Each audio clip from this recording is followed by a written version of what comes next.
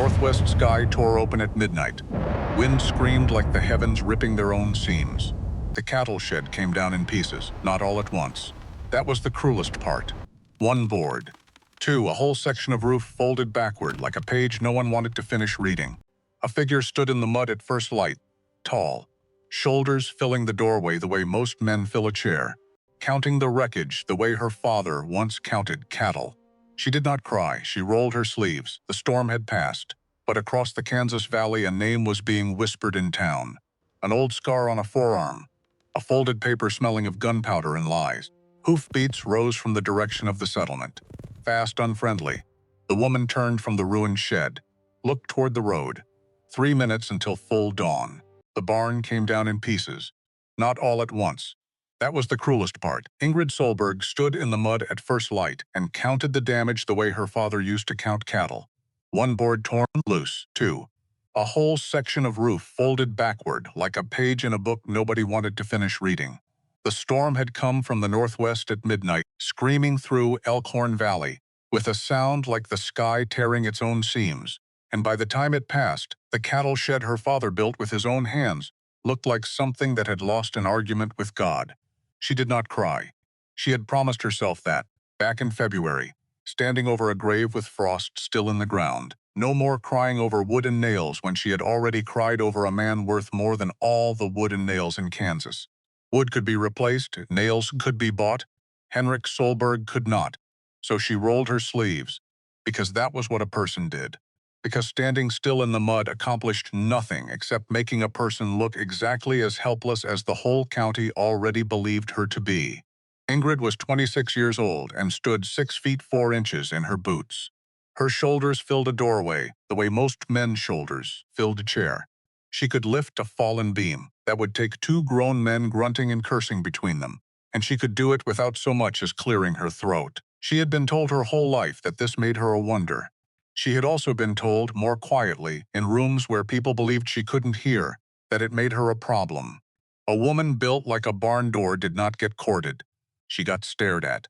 She got measured. She got on her worst days, laughed at, and on her better ones, simply avoided, which was its own kind of laughter, just quieter and longer lasting. She walked the length of the wreckage with her hands on her hips, doing the arithmetic her father had taught her before he'd bothered teaching her to read.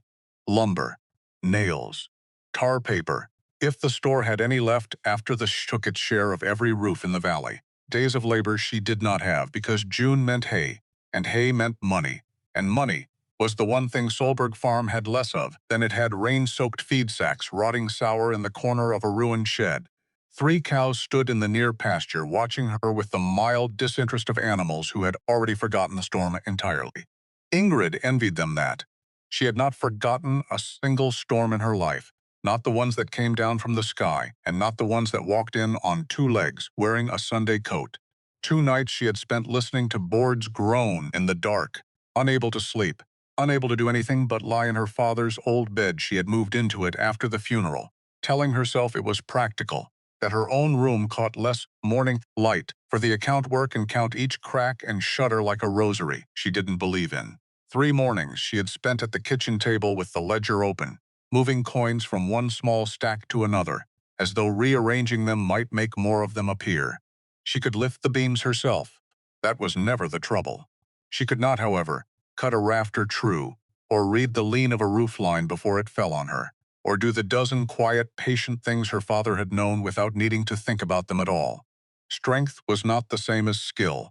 Ingrid had learned that lesson twice already, once with a fence line that leaned worse after her repair than before it, and once with a well pump she had fixed so thoroughly that it took a hired man 2 days and $4 to undo what her confidence had done. She was not going to make that mistake a 3rd time, not with a roof, not with winter coming, not with her father's voice still, living somewhere behind her ribs saying, "Measure twice, girl, your arms will forgive a wasted swing of the hammer, but the lumber won't." By the 4th morning, with the account book open and her father's neat handwriting staring up at her like a ghost checking her arithmetic, Ingrid hitched the wagon and rode into Millbrook. Millbrook was not a large town. It had a church, a bank, a general store, a livery, a boarding house, and enough porches for idle men to lean on while pretending they had somewhere better to be. It also had a memory longer than its own main street, and Ingrid felt every inch of that memory the moment she drove in.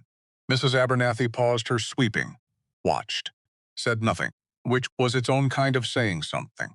Two boys by the church fence went quiet, and then not quiet at all, one of them lifting his arm high over his head and grinning sideways at his friend.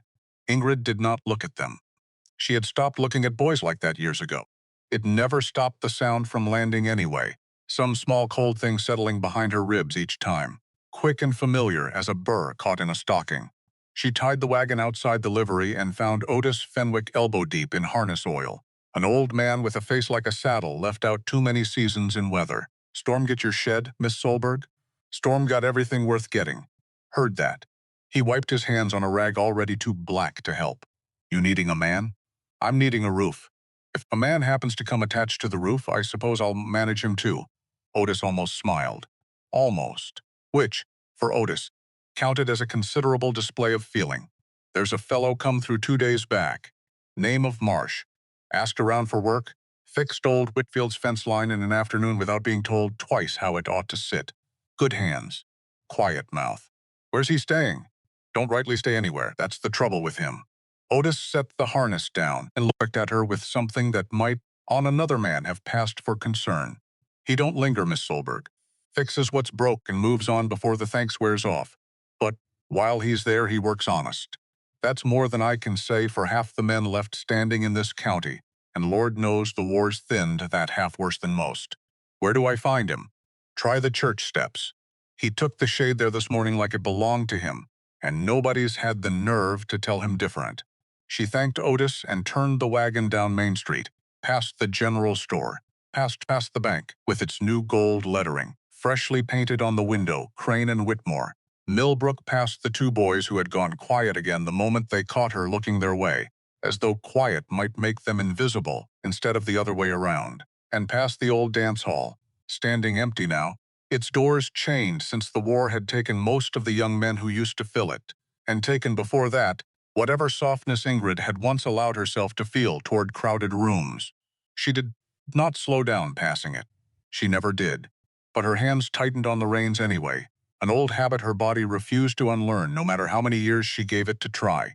7 years ago, in that hall, Ingrid Solberg had worn her mother's blue dress and let herself hope. Just once. Just enough to remember exactly how much it cost her afterward. She was 19. Thomas Vance had asked her to dance twice already that spring, had walked her home once under a sky so thick with stars that neither of them had bothered naming a single one, had said things a young woman chooses to believe, because believing is so much easier than doubting, and doubting at 19 still felt like something other people needed, not her. The third dance, he did not ask her at all. He stood instead by the punch table with 3 other men, and one of them said something low that Ingrid couldn't hear. And Thomas laughed, and then he looked at her across the room the way a man looks at a horse he's decided, at the last moment, not to buy after all. She had felt that look land before she understood it. She understood it fully only later, secondhand, the way a person always hears the worst things secondhand, as though the world wants to give you time to brace yourself before it lands the blow twice. He'd said he wasn't going to spend the rest of his natural life looking up at his own wife. He'd said, loud enough that 4 separate people repeated it to her within the week, that a man needed to feel bigger than the woman standing beside him, and he didn't reckon he ever would beside Ingrid Solberg, not if he lived to be 100, not if she shrank an inch a year for the rest of her days. The hall had laughed. Not everyone, but enough. Enough that the sound of it had followed her home in her mother's blue dress, 6 feet 4 inches of nothing anyone wanted, walking alone under the very same stars Thomas Vance had once pretended to admire, only because she was standing beside him. She made herself a promise on that walk, one she had kept every single day, since through her mother's death 2 years later, through her father's slow decline this past winter, through every storm, both natural and otherwise Orne Valley had thrown at her. She would never again stand in a room waiting to be chosen. She would build a life so sturdy, so entirely her own, that choosing wouldn't matter one way or the other, which was, perhaps, why she had built nothing since but work. Work never laughed at her. Work never looked at her twice, and decided against her at the punch table, in front of half the county. Work only ever asked what she could carry, and she had always been able to carry more than anyone expected of her. It was the one mercy her size had ever shown her, and she had learned, slowly and at great cost, to be grateful for it instead of ashamed. Gideon Marsh sat on the church steps with a bedroll beside him and a hammer looped through his belt, and when Ingrid's wagon came to a stop in front of him, he stood without being asked the way a man stands for a stranger whose business he doesn't yet know, but respects on principle alone. He was not a large man. Lean through the shoulders, sun-worn at the collar, a face that had slept under more roofs than it had ever owned outright. But he had steady eyes. Ingrid noticed that first before anything else, 'cause steady eyes were rare, and rarer still on a man meeting her for the very first time. Most men's eyes went up, then they went wide.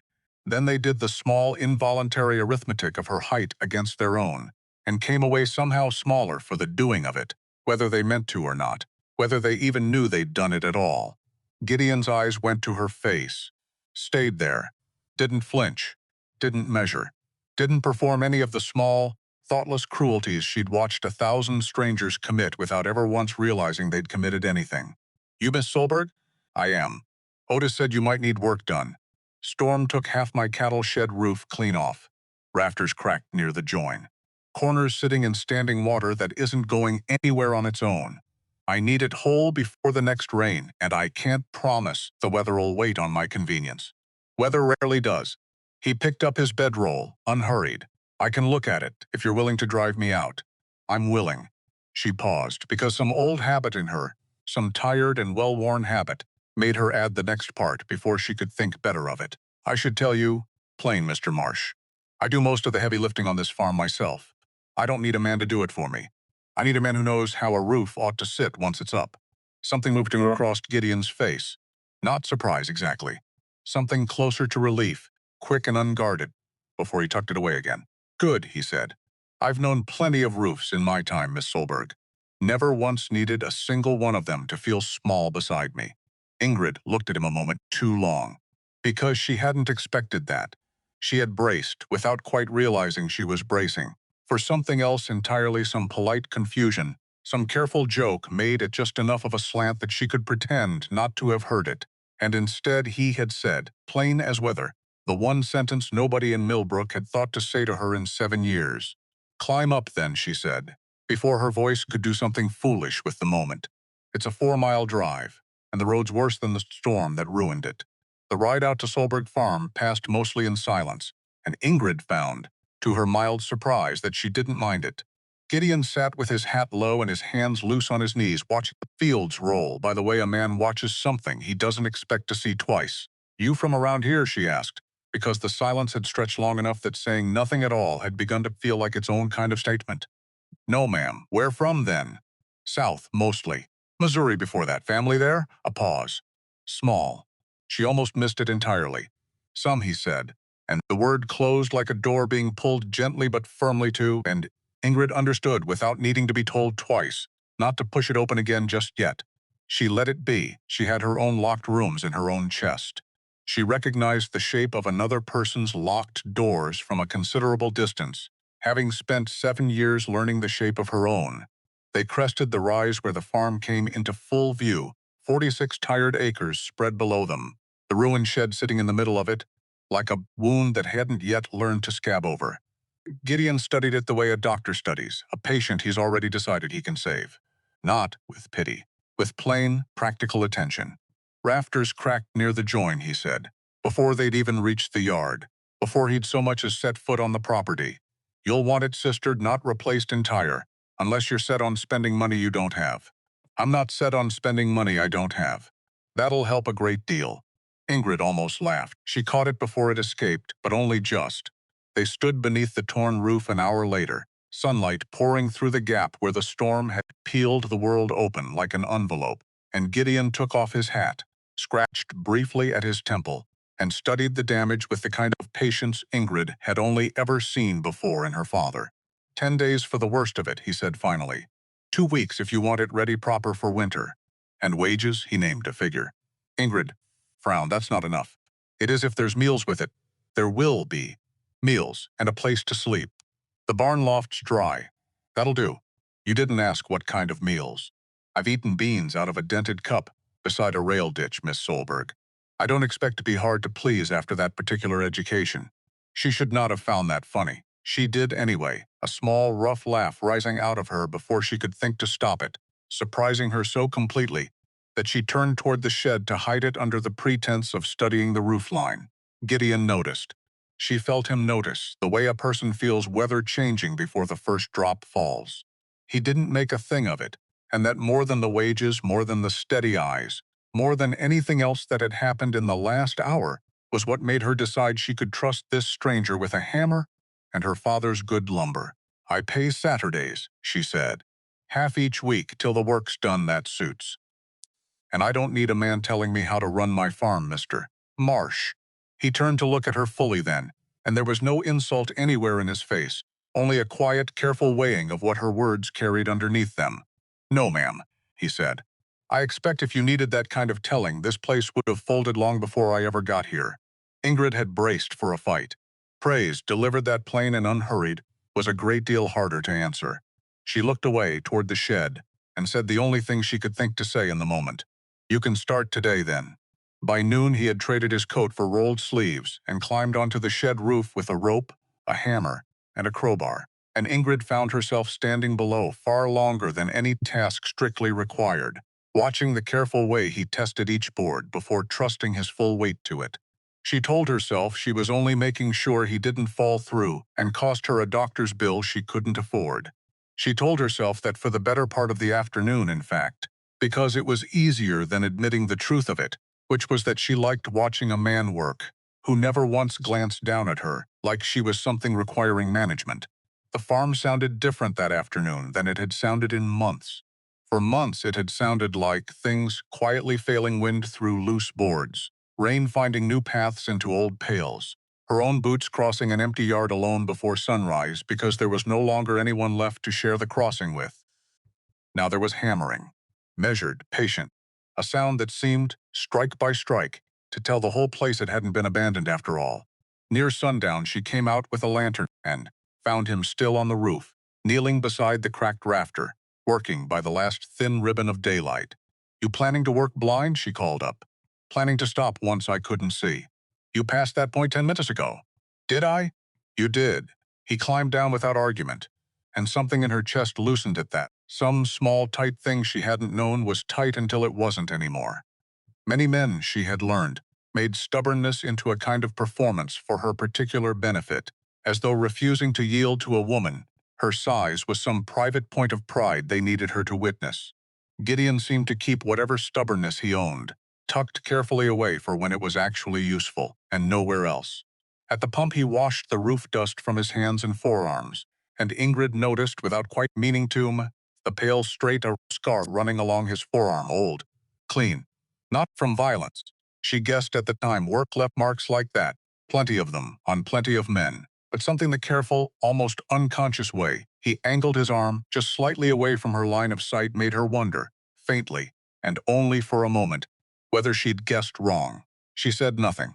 Some doors, once locked, deserved to remain that way until their owner chose otherwise, in their own time, on their own terms. Supper was quiet that first night, and it was not an empty kind of quiet.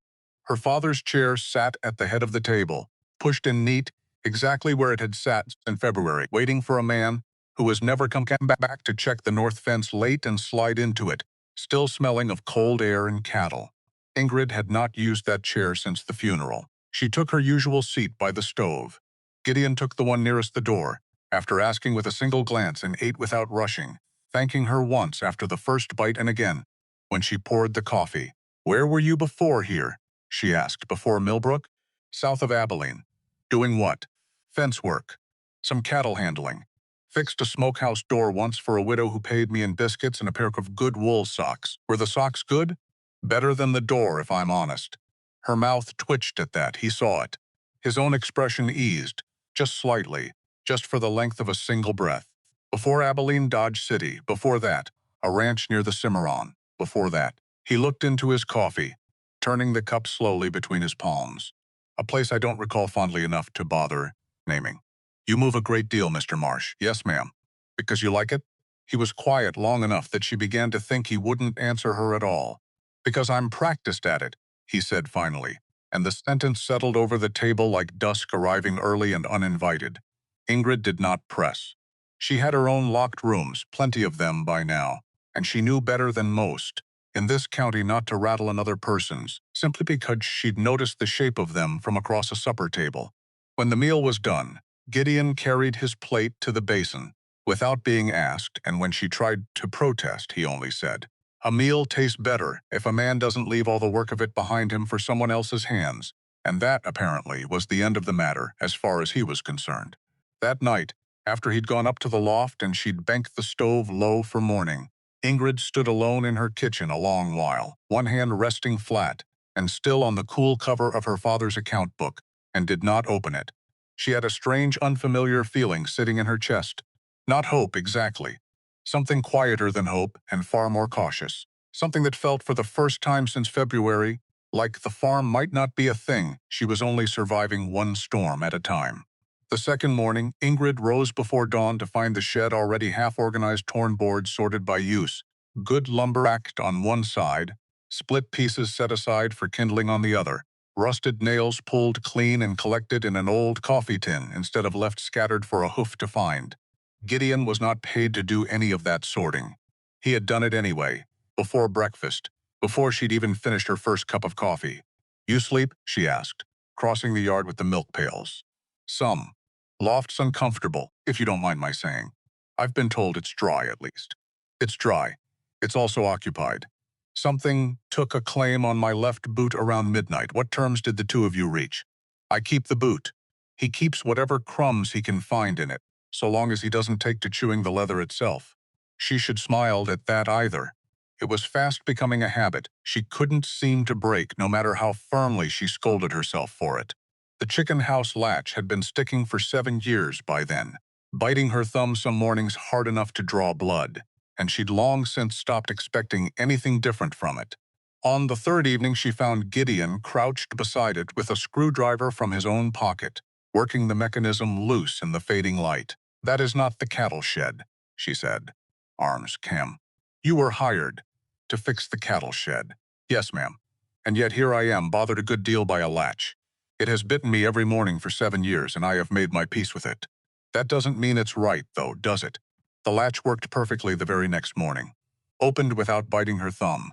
Closed with a firm, almost smug little click that Ingrid found, to her considerable annoyance, that she rather liked the sound of. "It no longer sounds like itself," she told him at breakfast, dead serious. "That's a rare complaint to bring a man over good work. It sounds proud of itself. Sounds safe to me. It sounds proud," she repeated, and left it there, refusing to be moved on the point, and Gideon laughed low, and almost startled, as though the sound had slipped loose from him without his full permission, and the whole cold morning warmed noticeably around the two of them. They rode into town together that same week for lumber, and Ingrid felt the same familiar weight of eyes on her. The moment they entered the general store, some curious, some pitying, all of them quietly sizing the two of them up together, the way this town always did the instant it saw her standing beside any man at all. Emmett Doyle wrote up her total at the counter while Gideon stood nearby, quiet, watching the figures the way a man watches a fence line for weak posts he hasn't been told about yet. "You'll need 2 more boards than that," he said. I measured. "Yes, ma'am. I think one'll split cutting around the damaged rafter, and one ought to be kept spare, on account of roofs enjoying nothing quite so much as humbling, careful arithmetic." Doyle chuckled at that. Ingrid did not out loud, but she added the board to the pile without further argument, and when she saw the total set against the coins in her purse, something in her face must have shown plainly enough, because Gideon's voice dropped low enough that only she could hear it above the counter's noise. "The spare can wait a week if it eases things." "No," she said, sharper than she meant it to come out. "If the roof needs it, we buy it now, while we're here." He gave one nod. No argument raised, no pride visibly wounded on either side. "Then we buy it now." She disliked needing that particular kind of mercy from a man she'd known less than a week. She disliked, rather more, that he had offered it to her plainly, without once making her ask for it twice, the way most men in her life had always required.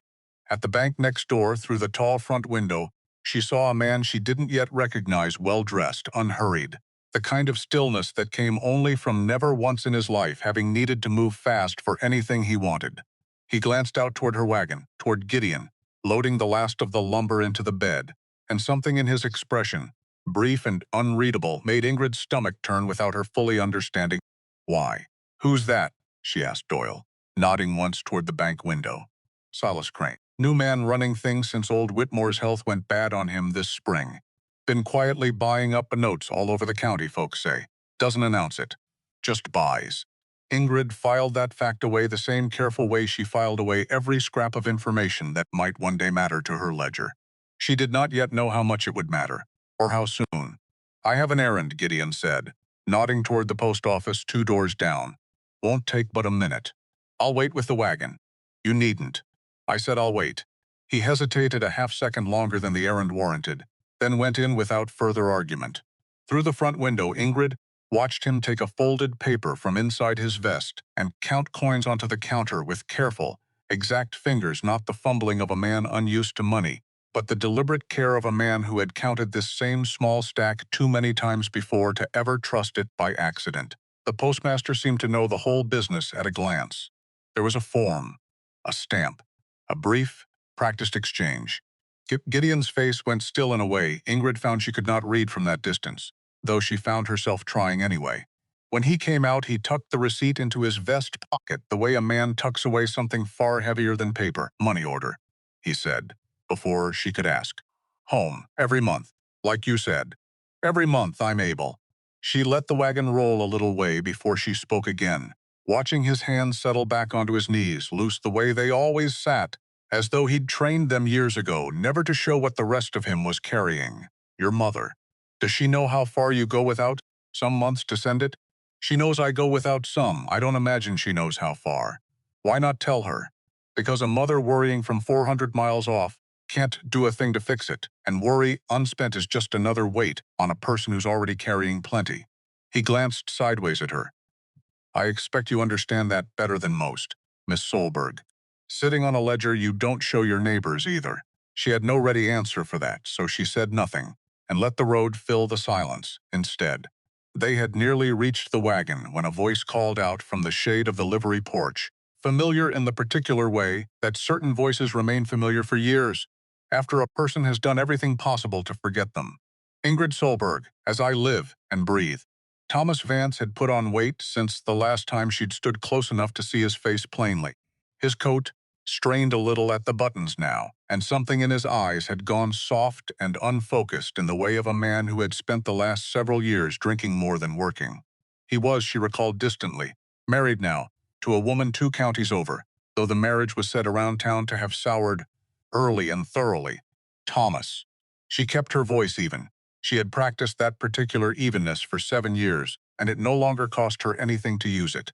"Heard you took on a hired man." His eyes slid to Gideon, sizing him the way men in Millbrook always sized any stranger standing near her, as though every man beside Ingrid Solberg required some private explanation. "Didn't figure any man'd care to work a place run by a woman built like you. No offense meant." "None taken," Ingrid said, in a tone that made plain exactly how much had in fact been taken. Thomas laughed, a loose, careless sound, and looked at Gideon again, man to man, the way he'd once looked at 3 friends by a punch table 7 years earlier. "You want to watch yourself out there, friend. She'll work you into the ground and never once notice, being built the way she is." Man could get himself lost standing next to her. The street had gone quiet enough that Ingrid could hear her own pulse. She kept her chin level, her eyes forward, the old practiced trick of standing very still until an insult finished landing and moved on past her, the way weather moved past a fence post that had long since stopped bothering to lean away from the wind. Gideon did not raise his voice. He did not, Ingrid noticed, even look particularly troubled. He only set the coil of rope into the wagon bed, unhurried, and said, plain as reading off a measurement, "Funny thing about getting lost, Vance. In my experience, it's usually the smaller man who manages it. Something about not having enough of himself to hold a fixed point." The silence that followed had a different weight to it than the one before. Somewhere behind them, Otis Fenwick made a sound suspiciously like a cough that had started its life as a laugh. Thomas's face reddened, though he covered it with another loose laugh of his own, thinner than the first. "No harm meant, Marsh." None taken, Gideon said, echoing Ingrid's own words back across the street without seeming to notice he'd done it, and climbed up onto the wagon seat beside her. As though the whole exchange had cost him nothing at all, Ingrid took up the reins with hands that were, for once, not quite as steady as she wanted them. She did not thank him. She was not entirely sure, in the moment, that her voice would come out sounding like her own if she tried. But she drove the first mile home with her spine a full inch straighter than it had been in 7 years, and somewhere past the second mile, without either of them remarking on it, Gideon's hand came to rest, briefly and lightly, on the wagon seat beside hers, not touching. Not quite, but close enough she could feel the warmth of it the rest of the way home. The days that followed took on a shape Ingrid hadn't realized until she had it, that she'd been missing so badly. Gideon rose before the sun and crossed the yard while the grass still held its dew, working steadily through the worst of the storm damage, while Ingrid handled the dairy, the hens, the accounts, the 1,000 small tasks that had nearly buried her entirely on her own since February. In the evenings they ate together, spoke a little more each night than the night before, and Ingrid found herself, against every hard-won instinct she'd spent 7 careful years building, genuinely looking forward to supper for the first time in longer than she cared to admit. He was careful with her, in a way she was not accustomed to and did not entirely trust at first. Not cautious the way men were careful around something fragile they feared breaking. Careful the way a person is careful around something they've quietly decided matters to them. When she reached for the heavier end of a board without thinking, he said, "Too heavy," and then caught himself before the words could harden into a command, correcting it mid-breath too, heavy enough to be a noose, and let her decide for herself, entirely on her own terms, whether to set it down or not. She set it down. It was, she told herself firmly, purely a practical decision, and nothing more than that. The old harness strap on the buckboard team had been near breaking for a month before Gideon noticed it, worn thin at the buckle from years of her father's careless mending. She found him behind the barn one afternoon with an awl and waxed thread, working the leather slow and patient. "That's not the shed," she said. "No, and yet, if it breaks on the road with you driving, the team could bolt. I saw it. Couldn't unsee it after. I won't pay extra for it." Didn't ask you to.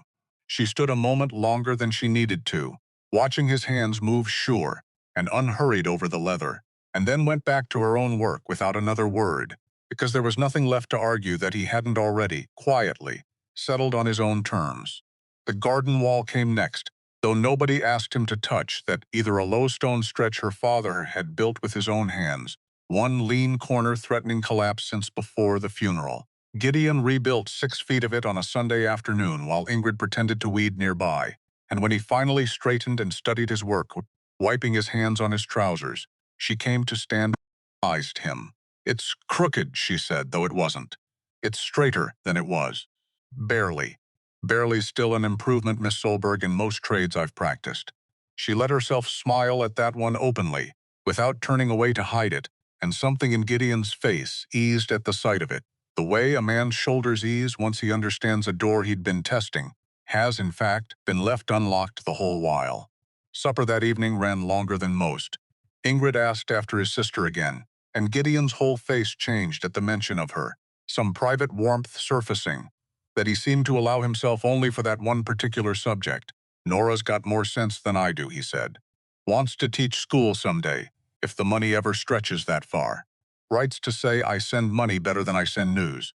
Is she right? Usually. Then send news next time. Tell her about the latch. She won't care about a chicken latch. She'll care that her brother spent an evening arguing with one instead of feeling sorry for himself in a barn loft. Families like knowing the work is honest, Gideon. It settles something in them, even from 400 miles off." He looked at her a long moment across the table, something unreadable moving behind his eyes, and said only, "I'll consider it," in a voice that told her he would, in fact, do exactly that, whether he admitted to it outright or not. 2 days later, riding into town alone for sugar and thread, Ingrid passed a fresh broadside nailed to the post outside the general store, its ink still dark and sharp against the weathered wood. "Notice to all loyal citizens," it read, in the blunt black lettering the provost offices favored, followed by a list of names wanted for failure to report, for desertion, for crimes the war had manufactured faster than any court could properly try them. She did not linger to read the names in full. Something in the sight of it, though, settled cold and uneasy in her chest the whole ride home, for reasons she could not yet name and did not care, at the time, to examine too closely. That was the evening, as it happened, that she finally worked up the nerve to ask him plainly whether he had people back home who worried after him. One warm evening, a hard rain moved in fast from the west, the sky going the color of an old bruise in a matter of minutes, and Gideon was still on the roof with half the western opening covered, but not yet sealed against it. "That won't hold if it comes down hard," Ingrid called up, already gathering rope from beside the ladder. "I know." "Then come down." "Not yet. 5 minutes. You have 3." He looked down at her from the roof line, rain already spotting his shoulders, and something in his face changed at the sight of her standing below, with both hands gripping the ladder, her eyes fixed on him, with a fierceness that had very little to do with the weather closing in around them both. He nodded once. 3 then. The storm broke before the 3 minutes had fully passed.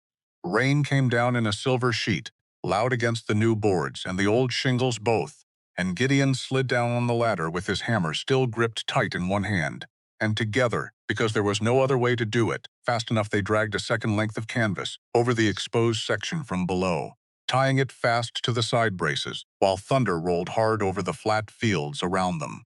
By the time they finished, both of them stood soaked through completely, and Ingrid pushed wet hair back from her face and looked up at him, breathing hard, mud already splashed to her hem. Rain ran freely down the back of her neck. His shirt clung dark to his shoulders, and there was a streak of roof dust across his cheek that the rain hadn't managed to wash entirely away. For no good reason at all, Ingrid began laughing. Not politely, not softly. She laughed from somewhere low and unguarded in her chest, bent slightly forward with one hand pressed against her stomach, while thunder shook the yard around them, and the cattle complained loudly from the safety of the barn. Gideon stared at her for one full breath. Then he laughed two deeper, freer, startled clean out of him by the rain and the ruin and the plain absurdity of two grown people, standing there soaked to the bone beneath a half-mended roof, as though between the two of them they had somehow just outwitted the entire sky. "The farm's trying to drown you," Ingrid said, wiping rain from her eyes before it decides whether it wants to keep you. "Does it do that with all its hired men?" "Only the ones who fix chicken latches without being asked to." "Then I brought this on myself entirely." "You did." The laughter faded slowly between them, leaving something gentler standing in its place. They were, Ingrid realized, standing far too near each other for two people who had known one another barely a week. She became aware of it at the precise moment she saw Gideon become aware of it too. Some flicker crossing his face, quick as lightning already 3 miles off. Then a cow bawled loudly from the barn, offended by something entirely of its own invention, and the moment broke apart naturally, the way such moments sometimes mercifully do. "Supper'll be early tonight, if this keeps up," Ingrid said, stepping back first. "I'll see to the tools. You'll dry off first. Tools rust. So do men, I imagine, given long enough exposure." "Not as quick," she said, and left him standing there in the rain to think that over on his own. Silas Crane rode out to the farm himself the following week, unannounced, sitting his horse in the yard with that same unhurried, expensive stillness Ingrid had first noticed through the bank window in town. Miss Solberg. He tipped his hat, and his eyes moved once, briefly over the full height of her, the same quick, unconscious measuring. Every stranger seemed compelled to perform, before settling somewhere just past her shoulder, as though even looking at her directly cost him some private effort he'd rather not spend. "I've come about your father's note." "My father's note is held with the county bank in town. Has been for 3 years now." "What was?" Crane said pleasantly, in the tone of a man delivering good news he knows perfectly well is nothing of the kind. "I've taken on a considerable number of notes across the valley since Mr. Whitmore's health declined this spring, yours among them, as it happens." Ingrid felt the ground shift slightly beneath her, though nothing outward in her stance moved at all. She had learned over many years to keep her face as still as a held breath. Since when exactly? Recently enough. He smiled, and the smile did not travel anywhere near his eyes. "Nothing changes for you in the practical sense, Miss Solberg. Same terms, same schedule of payments. I only thought it courteous to introduce myself in person, rather than let a stranger's name surprise you cold on a piece of paper come the fall due date." Behind her, near the shed, Ingrid heard Gideon's hammer go abruptly still. She did not turn to look. But when Crane's gaze drifted past her shoulder again, toward the roofline, toward the man crouched there with a hammer, suddenly loose and forgotten in his hand, something crossed Gideon's face for half a heartbeat, some flicker Ingrid couldn't yet name, gone again before she could study it properly, quick as a shadow passing low over dark water. "Crane," Gideon said, from the roof, in a voice pitched carefully, deliberately flat. Not quite a question, not quite a statement either. Just the name tested once, in his own mouth like a man checking, very quietly whether an old wound still ached beneath the scar tissue. Crane looked up at him with mild, unhurried interest. "Have we met somewhere, friend?" "No," Gideon said, a shade too quickly for the words to sound entirely natural. "Enough name is all. Knew a Crane once is all it was." Crane's smile didn't waver in the slightest, but something behind his eyes sharpened. Just perceptibly, the particular way a man's attention sharpens when he notices a door in a room he'd been assured had none. He touched his hat brim once more toward Ingrid, turned his horse without further comment and rode back toward town at an unhurried walk, as though he had all the time in the world and knew it. Ingrid watched him go the full length of the lane, then turned to find Gideon already back at work, hammer moving again, faster now than the task in front of him strictly required. "You know him," she said. It was not this time phrased as a question. "No," Gideon said, without once looking up from his work. "Common enough name." She let it lie between them for the moment, the way she'd learned to let his silences lie before this one. But that night, long after the lantern in the loft had gone dark above her, Ingrid sat alone at her kitchen table, with the account book open in front of her, and found herself, for the first time since her father died, less afraid of the figures on the page than of the quiet man, sleeping 30 yards from her own kitchen door, and the single name he had spoken aloud like a man testing whether a room he'd spent years fleeing had somehow, against every effort he'd made, finally found him again. That night, in the loft, Gideon lay awake a long while with his hands folded behind his head, listening to the barn settle around him the way it settled every night now, familiar as breathing. Crane. Because of course it would be Crane. Because the world was small enough, cruel enough, patient enough to carry a name 400 miles, and then set it down again in a Kansas bank window, like nothing at all had happened in between. Which meant he had two choices, same as always. Ride tonight, before the name found its way to a face, before a face found its way to him. Or stay, and hope and let hoping make a fool of him the way it always eventually did. Except this time was different, and he knew it, and knowing it frightened him more than any regiment ever had. Because 2 weeks ago, he'd have been 3 counties gone already, hearing a banker say that name, hearing his own hammer go still, on a roof he had no business caring about.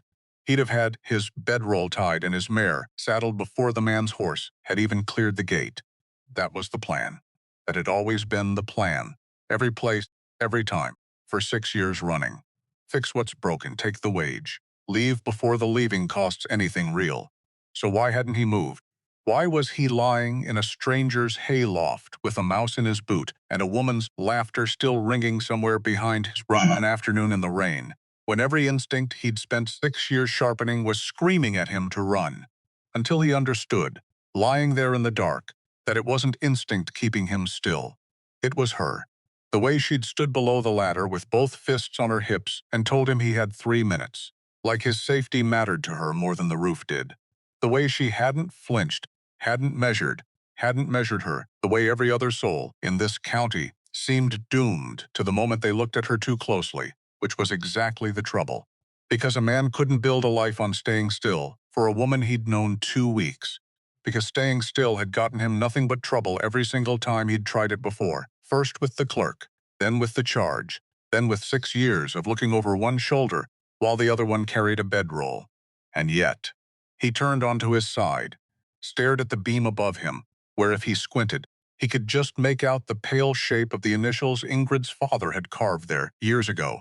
Patient work, unhurried work, the mark of a man who'd built something meant to last, rather than something meant to be left behind at the first sign of trouble.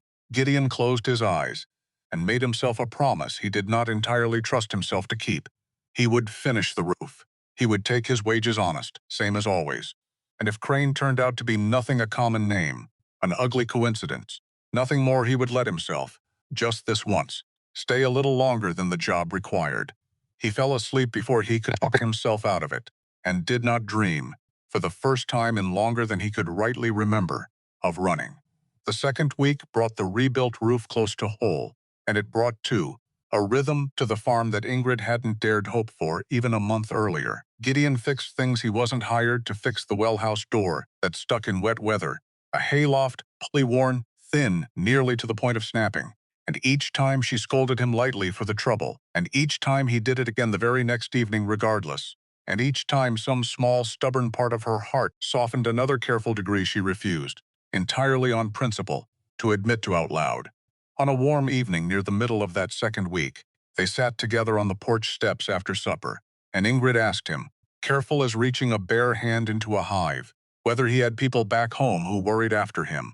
A mother, he said, a sister, in Missouri, outside a small place you wouldn't have heard of. You send them money. Every month I'm able to. Is that why you move around so much? Part of it. And the other part? He looked out over the darkening fields for a long moment before answering, long enough that Ingrid nearly withdrew the question entirely. Moving keeps a man from collecting things. Debts, regrets. People expecting him home at supper who might, one day, be disappointed to find him looking more like a man running from something than a man come honestly home to them. Ingrid turned that over slowly in her mind. That sounds like a hard way to spend a life.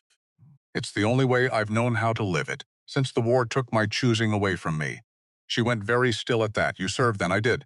His jaw tightened just slightly, the muscle working once beneath the skin before going smooth again. Discharged. Long since. It's an old story, Miss Solberg, and not one I tell particularly well. Wouldn't want to spoil a decent roof by telling it badly on top of everything else. Ingrid, she said before she'd fully decided to say it. He looked at her. If you're going to sit on my porch step avoiding my questions, she said, you may as well call me Ingrid while you're doing it. Seems only fair. Something in his face broke open at that, gentle and entirely unguarded for just a moment, like a door left ajar by accident and not yet noticed. Ingrid, he said, testing the shape of the name in his mouth, the same careful way he'd tested cranes on the roof days earlier, and she felt it land somewhere low and warm in her chest, entirely too welcome for her own comfort. You may as well call me Gideon then, he added. I already do, in my own head anyway. Not quite the same as saying it out loud. No, she admitted, surprising herself with the honesty of it. I suppose it isn't the same at all. They sat like that a while longer, saying nothing further, and Ingrid thought, not for the first time that particular week, that this was the most dangerous kind of quiet. There was in the world not the empty quiet of two strangers with nothing owed between them, but the full, careful quiet of two people beginning, entirely against their own better judgment, to learn the exact shape of each other's private thoughts. The stranger arrived in Millbrook on a Thursday, 3 days before the roof was finally due to be finished, and Ingrid heard about him before she ever once saw his face. She'd ridden in for a fresh box of nails and found the general store buzzing in that particular way. A small town buzzes when something genuinely new has interrupted its usual well-worn gossip. Emmett Doyle leaned eagerly across the counter, delighted to spend the story before anyone else in town could beat him to spending it first. Fellow come through this morning on a government horse, provost man, or claims to be one, asking after a deserter, if you can believe such a thing. Had a paper with a full description on it, tallish, lean-built, dark hair, a scar along the left forearm. Said the man in question might be traveling under a false name, doing odd fix-it work here and there, never staying long in any one place. Ingrid's hands went entirely still on the counter. Said he, come out of a Missouri regiment, Doyle went on, thoroughly delighted with his own sudden importance in the telling of it. Wanted for desertion under fire, if you can picture a quiet-seeming drifter capable of such a thing at all. Name written plain on the paper was Marsh.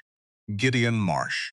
The store seemed to tilt, very slightly, the particular way a floor tilts under a person who has just understood something they cannot yet afford, in any sense, to believe.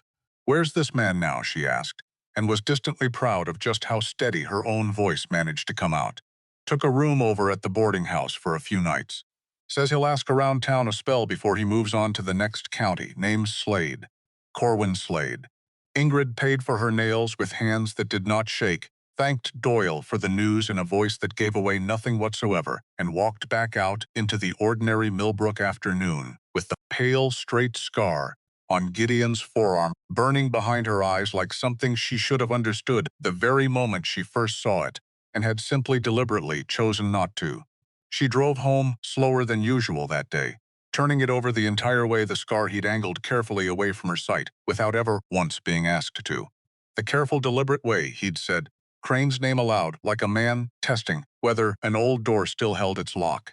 The mother and sister he sent money to faithfully every single month, like a man paying down a debt that had, she now suspected, very little to do with dollars and cents at all. By the time the farm came back into view, she had decided one single thing and held to it the way she held to everything else. Once she'd made up her mind, she would not accuse a man before she'd heard him speak for himself. Her father had raised her better than that, even grieving, even frightened, even with a stranger's warrant hanging somewhere back in town like a blade nobody had yet worked up the nerve to drop. Gideon was on the roof when she arrived, setting the very last of the shingles against a sky gone gold with early evening. And when he looked down and caught the expression on her face, something in his own posture shifted at once. Quick and wary, the unmistakable look of a man who has spent 6 long years learning to read.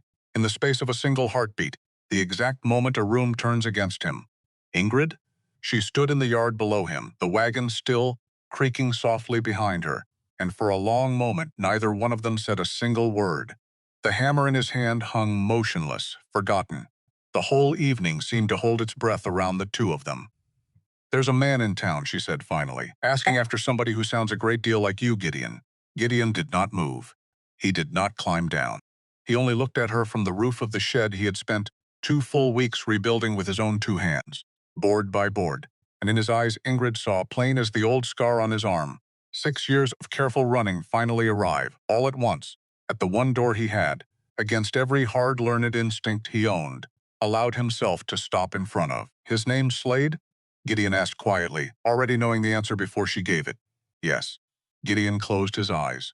Somewhere behind him, unfinished, the last shingle lay exactly where he'd let it fall from his hand, and the roof he had promised her would stand through the coming winter sat between them now, like a single question neither of them yet knew how, or dared, to answer honestly.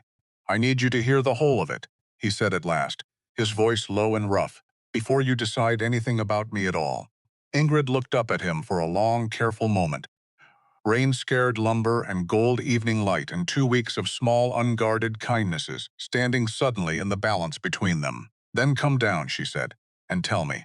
He came down slowly, the way a man descends toward a conversation he has spent 6 years dreading and, somewhere beneath the dread, 6 years quietly hoping he might one day be brave enough to have. And as his boots touched the mud of the yard she had stood in that very first morning, counting storm damage the way her father once counted cattle, Ingrid understood, with a clarity that frightened her more than any warrant ever could, that whatever Gideon Marsh told her in the next few minutes was going to change a great deal more than just the shape of her cattle shed roof.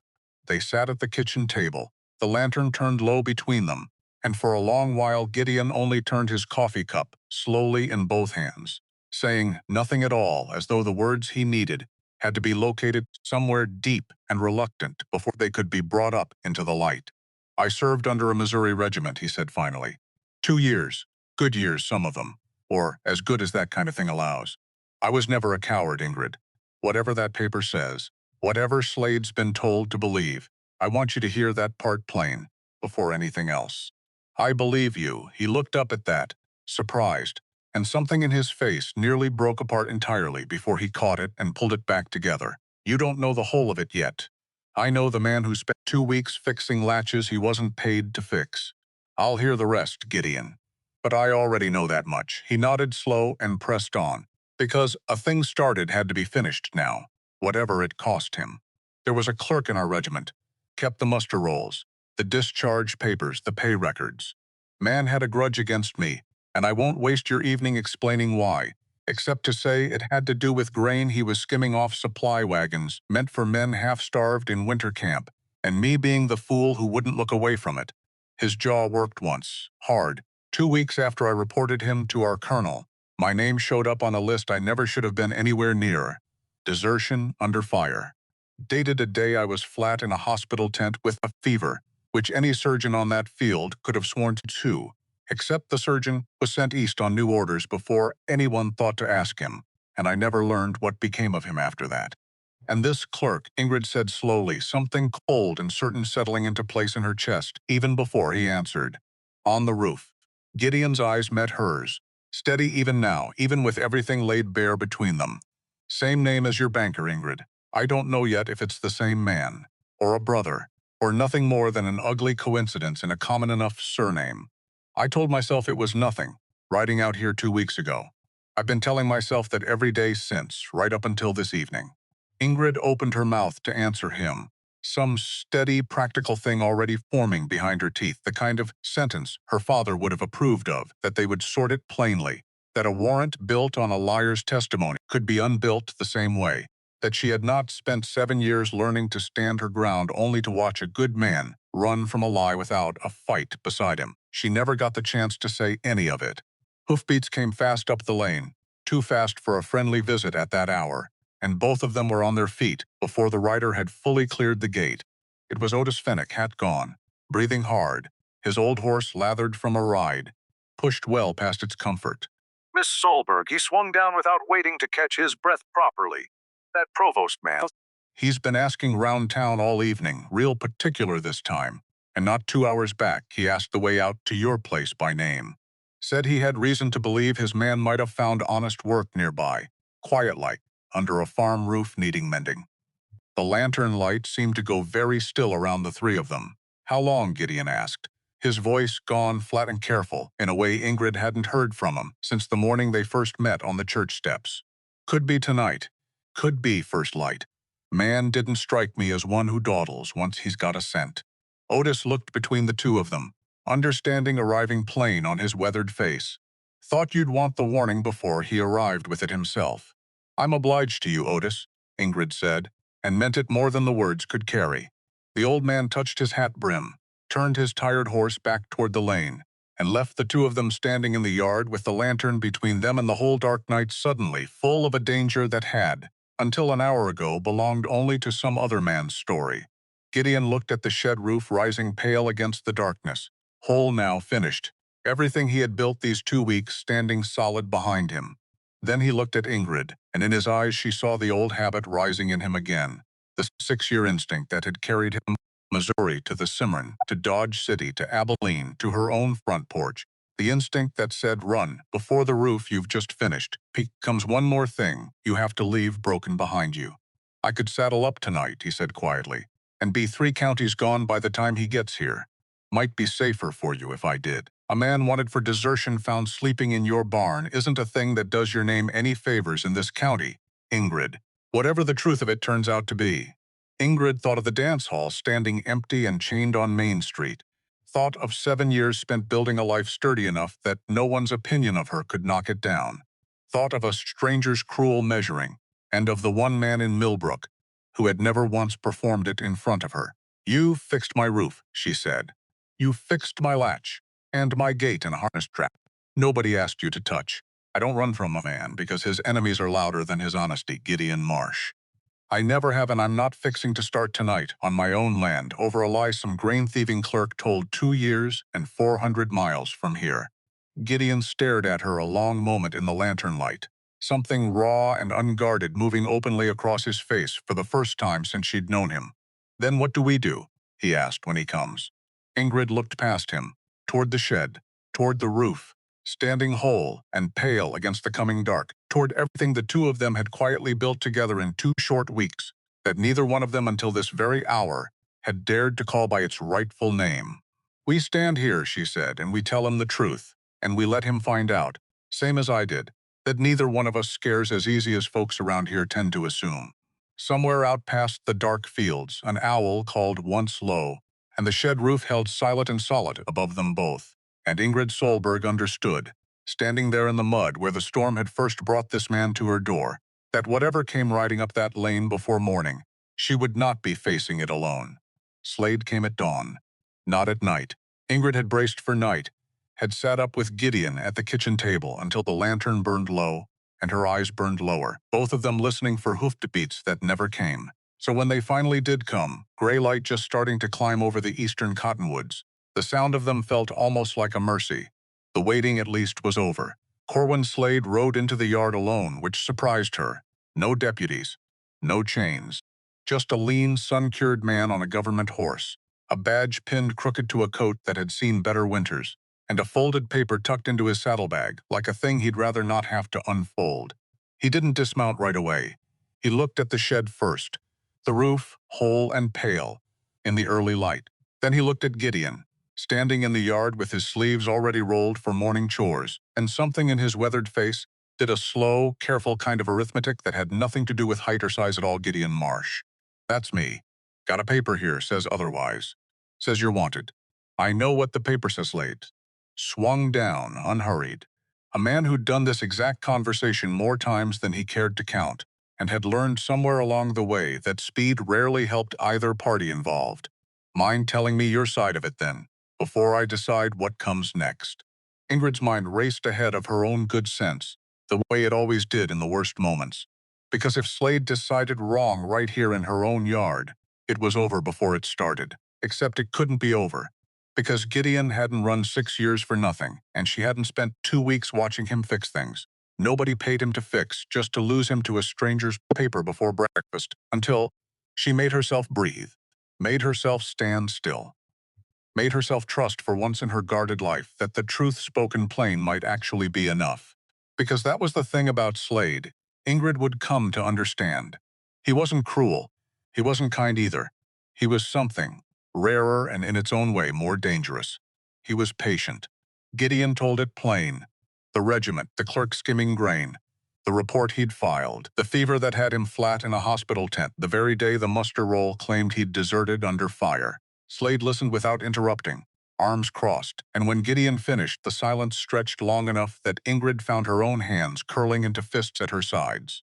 Convenient story, Slade said finally. True one. Same thing some days, if a man tells it well enough. I'm not telling it well. I'm telling it plain. Slade almost smiled at that. Almost. Trouble is, plain don't clear. A warrant. Marsh, I'd need the surgeon's name, the colonel's. Someone who'll swear to a date on paper instead of a man's word alone. He glanced toward Ingrid, taking her in fully for the first time.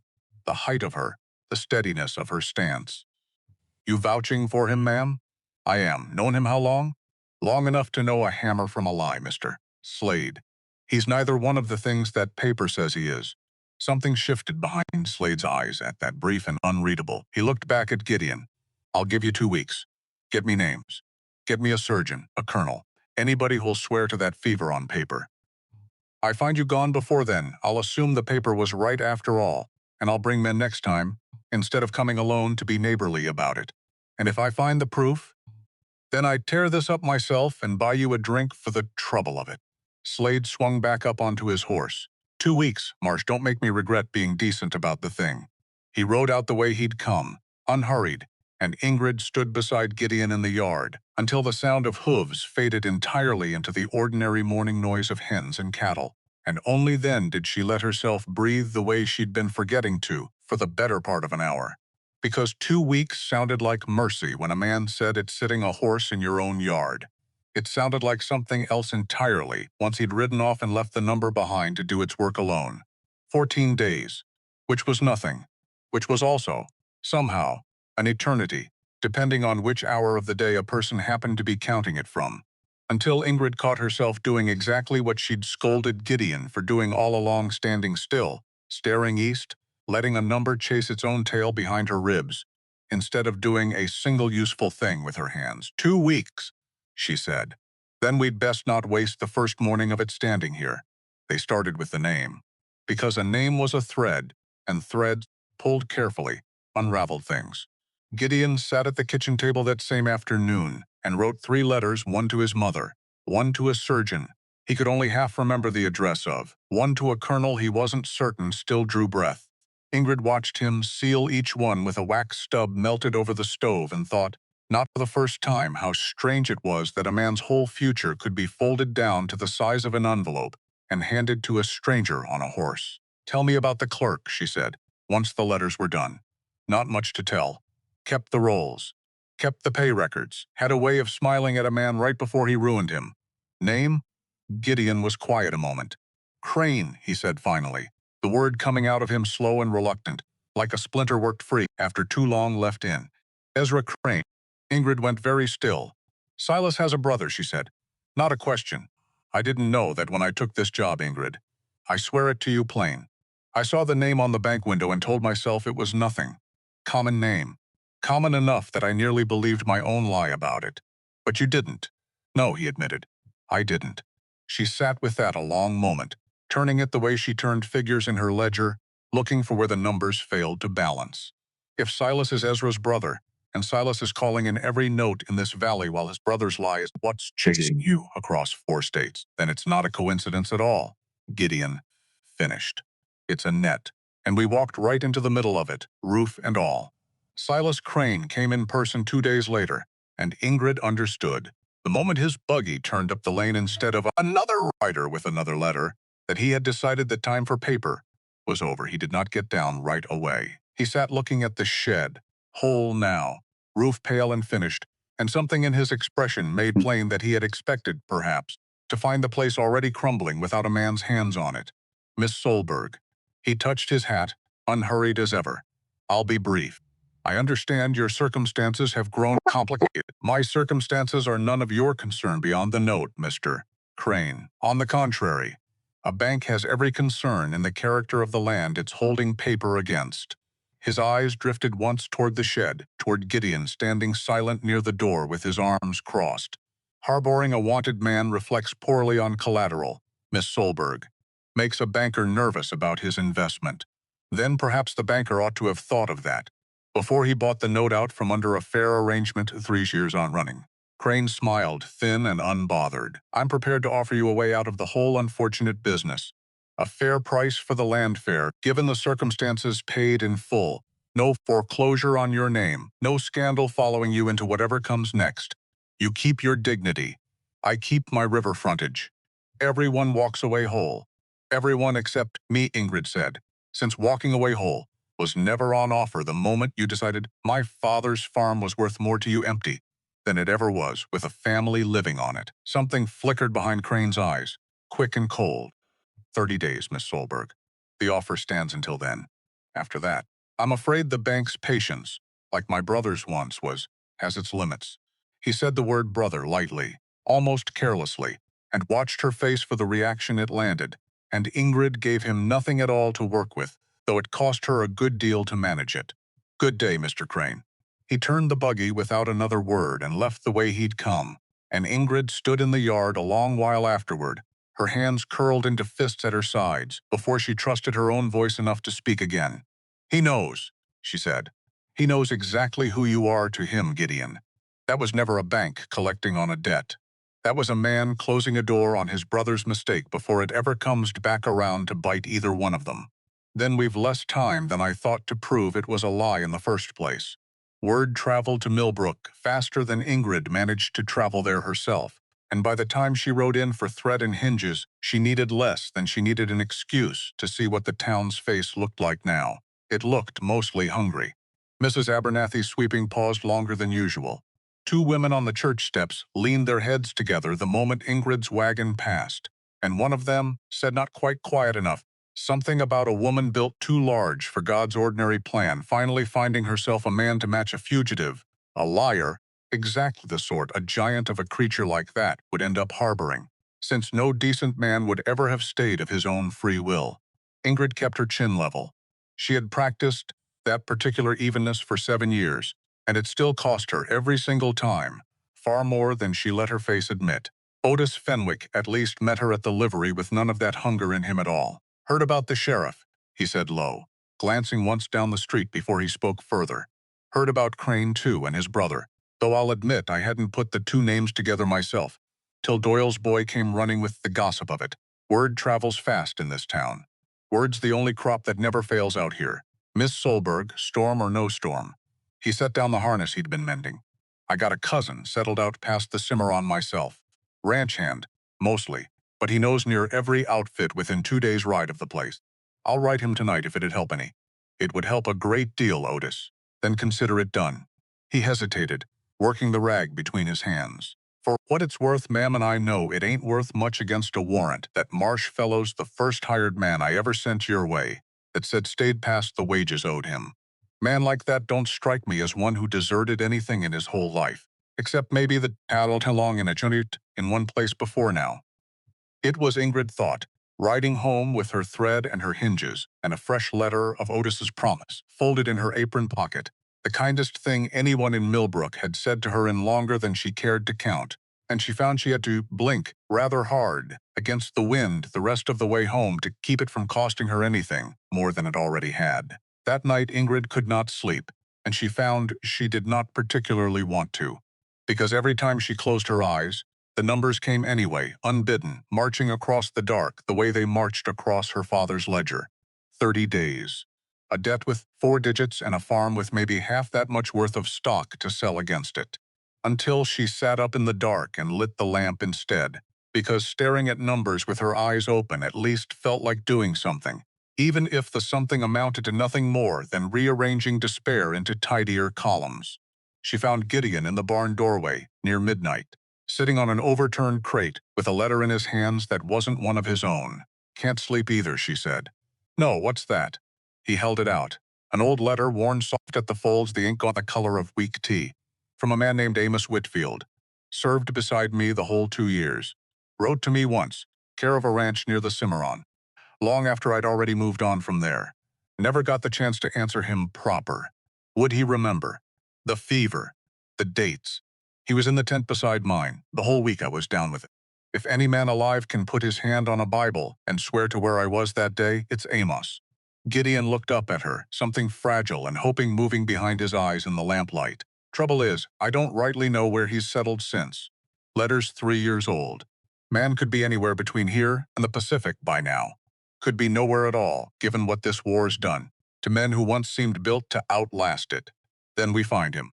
Ingrid, we've got 30 days for the land and 2 weeks for Slade. And you're talking about hunting down one man, somewhere across half a continent. I'm talking about the only thing that actually clears your name, instead of just delaying the hanging of it. She took the letter from his hands, read the return address twice, memorizing it the way she memorized figures. We write to every ranch and township between here and the Cimarron if we have to. Somebody in this valley still has family out that way. Otis will know who. It's a thread, Gideon. You said it yourself. Threads unravel things if a person's stubborn enough to keep pulling. He looked at her a long moment in the lamplight, and something in his face, worn thin by 2 weeks of dread, eased just slightly, the way a man's shoulders ease when he realizes, for the first time in longer than he can remember, that he is no longer pulling alone. A letter came from Missouri on the 3rd day, and Gideon's face went through 3 different colors reading it before he finally passed it across the table to Ingrid without a word. Clara Marsh wrote in a small, careful hand, crowded close to save paper the way a mother's letters always seem to be, whatever the century or the crisis. She had written to Nora at her teaching post the very hour Gideon's own letter arrived, and Nora, bossy as a locust of fence and twice as stubborn about it, Clara added, with what Ingrid suspected was no small amount of pride buried in the complaint, had remembered something neither of them had thought to. Amos Whitfield had written once, years back, care of the Marsh farm, mentioning a brother-in-law's spread near a town called Larned, not so very far past the Cimarron crossing after all. Nora had kept the letter, the way Nora apparently kept everything worth keeping, and had copied the direction out, fresh onto a separate sheet folded inside her mother's own. "Do not forget, son," Clara had written near the bottom, underlined twice hard enough to nearly tear the paper, "that we would rather have you home poor and honest than rich and running. Whatever this woman of yours has asked of you, I trust her sense already, sight unseen, more than I have ever trusted your habit of leaving, before anyone gets the chance to properly thank you for staying." Ingrid read that line twice, and found something warm and entirely unfamiliar settling behind her ribs at the sight of the words, "this woman of yours," set down so plainly by a mother 400 miles off who had never once laid eyes on her. "She sounds like she already likes me," Ingrid said. "She sounds like she already likes that you make me answer my letters properly," Gideon said, and something almost like a laugh moved through the words, worn thin as it was by worry. "Ruthie'll want a full report the moment this is settled. Fair warning, Nora," Ingrid corrected. "Gentle, you said Nora." "Did I?" He looked briefly startled at himself. Force of habit, I suppose. Old thinking. I've been rehearsing what I'd tell them if this went too badly for so many years running. I sometimes forget which name belongs to which version of the story I've told myself in the dark. Ingrid reached across the table and set her hand over his, plain and steady, the way she might have steadied a post that had started, after years of leaning, to finally consider standing straight. Tell them the true version this time. That's the only one worth rehearsing from here on. The letters went out to Larned, and every township along the way Otis could name between Millbrook and the Cimarron. And then there was nothing left to do but the hardest thing of all. Wait.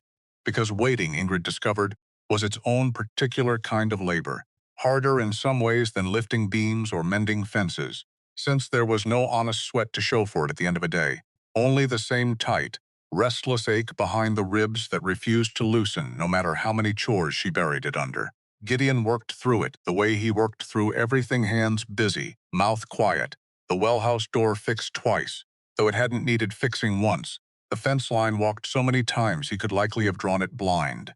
Ingrid watched him from the porch some evenings and thought, not for the first time, that a man could tell you everything about his fear simply by which of his hands stayed busiest. On the fifth evening, Wyatt Doyle rode out with the message from town, delivered with the particular relish of a young man who enjoyed being the one to carry bad news before anyone else could beat him to the telling of it. Sheriff's been asking round about the Solberg place, he said, not quite meeting Ingrid's eye. Mr. Crane come by the office personal, they say. Says there's a matter of harboring a wanted man needs looking into, separate from whatever business Slade's got open. Sheriff Boyd rode out to the county seat this morning to sort the paperwork of it. Paperwork for what? Ingrid asked, though some cold, certain part of her already knew. For an arrest, Miss Solberg. Says he means to do it proper this time. Not like that provost fellow, riding in alone and giving a man 2 weeks like it was Christmas charity. Says the law don't owe a suspected deserter that kind of patience. Not with a banker breathing down his neck about it. Ingrid drove into town herself the following morning, because sitting idle at the farm while her own name and Gideon's both got chewed over by strangers had become by then a worse torment than facing the chewing directly. She found exactly what she expected outside the general store. 2 women, 3 men, and a silence that arrived the instant her wagon wheels stopped turning, followed by the particular kind of murmur that never quite rises to a volume a person can honestly confront. Unnatural, one of the women said, not bothering overmuch to lower it. A woman that size taking in a stranger like that. What decent man stays of his own will with a giant, unless he's got something worse than size to hide from? Ingrid climbed down slow, unhurried, the way she'd trained herself to move through every room in Millbrook for 7 straight years, and looked the woman square in the eye, until the woman's own gaze dropped first. His name is Gideon Marsh, Ingrid said, voice carrying plain across the street. He is innocent of the charge against him, and I will prove it with or without this town's good opinion to help me along the way. You are welcome to keep speaking of me as you please, since you've had a good deal of practice at it already. But you will speak his name with more care than that, or you will speak it somewhere I am not standing to hear it. Nobody answered her. Somewhere behind the little crowd, though, Thomas Vance stood in the shade of the livery porch, and for once in his life, he did not add anything to the murmuring at all. He only looked at her a long moment, something unreadable moving behind his soft, unfocused eyes, before he turned and went back inside without a word either way. It was not an apology. Ingrid did not imagine, walking back to her wagon, that it ever would be. But it was, perhaps, the first time in 7 years that Thomas Vance had chosen silence over cruelty in front of a watching crowd, and she found, riding home, that she was too tired and too frightened to decide whether that counted for anything at all. She saw Silas Crane, through the sheriff's office window on her way out of town, leaning close over Boyd's desk in a posture no honest business required, and something cold and certain settled into her chest at the sight of it, confirming what she'd already known without proof enough to hang a single accusation on. She did not stop. She did not knock on the glass and demand to know what business a banker had whispering into a lawman's ear about a warrant that belonged, by rights, to a judge 4 weeks off yet. She only drove on, memorizing the shape of the 2 men's heads bent together the way she memorized figures, filing it away for whatever use it might one day serve, and told herself, not entirely believing it, that a thing witnessed was at least a thing that could later be spoken of, even if it could not yet be proven. They had 4 days left of Slade's 2 weeks, and it took the sheriff 3 of them to return from the county seat with the paper he wanted. Ingrid spent those 3 days the way she'd learned, over one long, hard winter, to spend every crisis handed her working until her hands ached too badly to think clearly, because thinking clearly, in that particular stretch of days, only ever led back to the same helpless arithmetic. No word yet from Amos Whitfield. No word from the surgeon, the colonel, any of the threads Gideon had sent out into the dark. Only the land, ticking down toward 30 days, and a warrant, ticking down toward something worse than land. On the 3rd evening, she found Gideon standing at the edge of the pasture, looking east, the direction a man looks when he's already halfway to somewhere else in his mind, whether his boots have moved or not. You're thinking of running again. I'm thinking, he said carefully, that Amos Whitfield might be dead, or gone, or simply too far to reach in time, and that a sheriff with a banker's thumb on his shoulder isn't a man inclined to wait on letters that may never arrive at all. So your answer is to leave before you know for certain. My answer is that I've dragged you into a foreclosure and a manhunt in the space of 3 weeks, Ingrid, and I'll be damned if I let it end with you standing on this porch, watching men in badges drag me off your land in chains while your own roof gets auctioned out from under you. That is not your choice to make alone. No, he said, and something rough and aching moved through his voice. But it might be the only choice left that keeps you whole, whatever happens to me. She crossed the distance between them before he could say anything further, before the old 6-year habit could win the argument the way it had won every argument like it for 6 years running. I have spent my whole life being told what a woman my size should and shouldn't want. Gideon Marsh, I will not now be told what I should and shouldn't fight for, least of all by the one man who's never once tried to make that decision for me before tonight. He looked at her, something breaking open across his face, unguarded and raw in the last gray light. I don't know how this ends. Neither do I, she said. But I know how it doesn't end. It doesn't end with you disappearing down that road alone, while I stand here pretending I never once had a say in the matter. Neither of them moved for a long moment after that. The pasture held its breath around them, the way it had the evening of the storm. The same charged quiet settling low between two people who had run entirely out of practical things left to say to one another. Gideon lifted one hand, slow, giving her every chance in the world to step away first. His fingers found the edge of her jaw, careful as a man handling something he had decided, somewhere in the last 3 weeks, mattered a great deal more than his own 6 years of caution. Ingrid. Just her name. Not a question. Not quite a vow either. Something caught precisely in between the two, trembling there in the near dark. She did not step away. His mouth had nearly reached hers, close enough that she could feel the warmth of his breath, close enough that every hard-won wall she'd built over 7 careful years had begun, without her permission, to lean gently outward toward him, until a hen shrieked somewhere near the coop, sudden and offended by nothing at all, and both of them startled apart, breathless, and something between a laugh and a sob rose in Ingrid's chest at the sheer absurdity of the world's timing. Tomorrow, Gideon said, low and rough, when there isn't a sheriff and a warrant standing between us, I intend to finish that properly. Tomorrow, Ingrid agreed. You'd best. Neither one of them, standing there in the dark with the whole county closing in around them, knew yet whether tomorrow was a promise either of them would be allowed to keep. Sheriff Nathaniel Boyd arrived early the next morning, 2 deputies riding behind him, and Ingrid understood, the moment she saw the shape of them coming up the lane, that whatever thread they'd been pulling on had run out of time before it ran out of slack. Gideon Marsh. Boyd didn't dismount. His voice carried the flat, practiced weight of a man who had said the same words to a great many strangers, and felt nothing in particular about saying them one more time. I've got a warrant here, sworn proper this time, for desertion.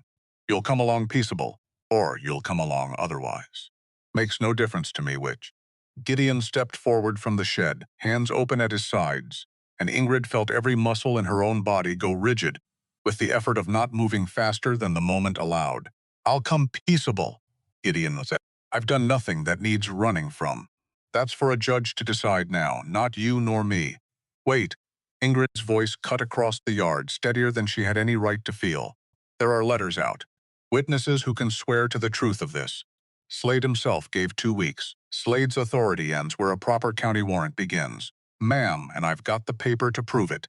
Boyd's eyes flicked to her, not unkind exactly, but entirely unmoved. You're welcome to bring your letters to the circuit judge when he sits next month. Till then, the man rides with me. One of the deputies swung down, rope in hand, and something in Ingrid's chest went white-hot and perfectly, dangerously calm all at once. You won't need the rope, she said. Ma'am, you won't need the rope, she said again, stepping between the deputy and Gideon before, where either man could decide otherwise. 6 feet 4 inches of unmovable resolve, planted square in the Kansas mud, because he has already said he'll come peaceable, and I have never in my life seen a need to bind a man's hands simply to prove a point that his own 2 feet were already walking toward. The deputy looked to Boyd. Boyd, after a long moment studying the woman standing immovable in front of him, gave a short, grudging nod. No rope, then. But he rides ahead of me, and he rides now. Word of the arrest had somehow already outrun the sheriff himself, the way word always did in a county this small, and a handful of riders had gathered at a careful distance along the lane. By the time the small procession started moving, Otis Fenwick among them, hat in hand, and Emmett Doyle, and, to Ingrid's considerable surprise, Thomas Vance sitting his horse is at the very back of the little crowd, saying nothing at all, watching with an expression she could not fully read and did not have the spare heart, in that moment, to try reading. Gideon looked back once, from the saddle they'd given him, and found Ingrid standing exactly where she'd planted herself, chin level, eyes steady, refusing the county of Elkhorn the satisfaction of watching Ingrid Solberg flinch at anything at all. Find Whitfield, he called back to her, the words carrying thin across the widening distance. Whatever it costs. Find him. I will, she called back, and meant it with everything she had left standing upright in her chest. I'll find him if I have to walk to the Cimarron myself and carry him back on my own shoulders. Ingrid. His voice cracked, just slightly, on the second syllable of her name, and she felt it land in her chest like a stone, drop down a well too deep to hear it strike bottom. Whatever happens at that hearing, whatever they decide. I want you to know, the 2 weeks I spent on this farm before any of this trouble found me were the only weeks in 6 years I ever once considered, even for a single evening, not leaving when the work ran out. Then don't leave now either, she called back, her own voice breaking clean in half on the last word. Not even in your thinking. I'll be standing right here when you come back. Gideon Marsh, whole roof and all. The riders crested the rise and dropped from sight beyond the cottonwoods, and Ingrid Solberg stood alone in her yard for a long silent moment, the unfinished 30 days of her father's mortgage ticking somewhere behind her ribs, alongside a fear she had not let herself name until this exact instant. The Count Seat jail was a squat brick building, with 2 barred windows and a deputy out front who looked, Ingrid thought, entirely too young for the weight of the keys hanging at his belt. She had spent the morning at the stockyards first, selling 2 heifers to a buyer who tried, twice, to shave her price down, on the grounds that a woman alone ought to be grateful for whatever offer came her way at all. Both times she had named her figure again, plain and unmoved, and both times, eventually, he had paid it, because there was, she had learned, over many hard years, a particular kind of man, who mistook size for softness and softness for a bargain, and neither mistake ever survived more than a few minutes of actually dealing with her directly. She had ridden the 11 miles from the stockyard to the jailhouse that same afternoon, rather than wait a single unnecessary hour, and she stood now in the narrow hallway with her hat in her hands, waiting on the deputy's permission the way she had waited on almost nothing else in her adult life. 10 minutes, the deputy said, unlocking the cell door. Sheriff's orders. Gideon rose from the narrow cot the moment he saw her, crossing the small space in 2 strides, and for a long moment, neither of them said anything at all, because some things, Ingrid was learning, did not fit easily through the space between iron bars, however badly a person needed them to. You shouldn't have ridden out here, he said finally. Not with everything else sitting on your shoulders already. I go where I please, Gideon Marsh. I believe we settled that particular argument some weeks back. Something in his face eased, just slightly, the ghost of the smile she'd first earned from him, over a dented tin cup of beans, and a fence post neither of them had cared much about at the time. You look tired. I look like a woman selling 2 heifers at first light and riding west by noon, because I don't tend to sit at this farm waiting on the mail when I could be sitting on a horse instead. His hands closed around the bars, knuckles gone pale. Larn's 4 days ride if the weather holds. Longer if it doesn't. Ingrid, that's a hard road for anyone. Let alone a woman my size, she finished for him, evenly, who has spent her entire life being told exactly which roads were and weren't hers to travel. That is not what I meant to say. I know it isn't.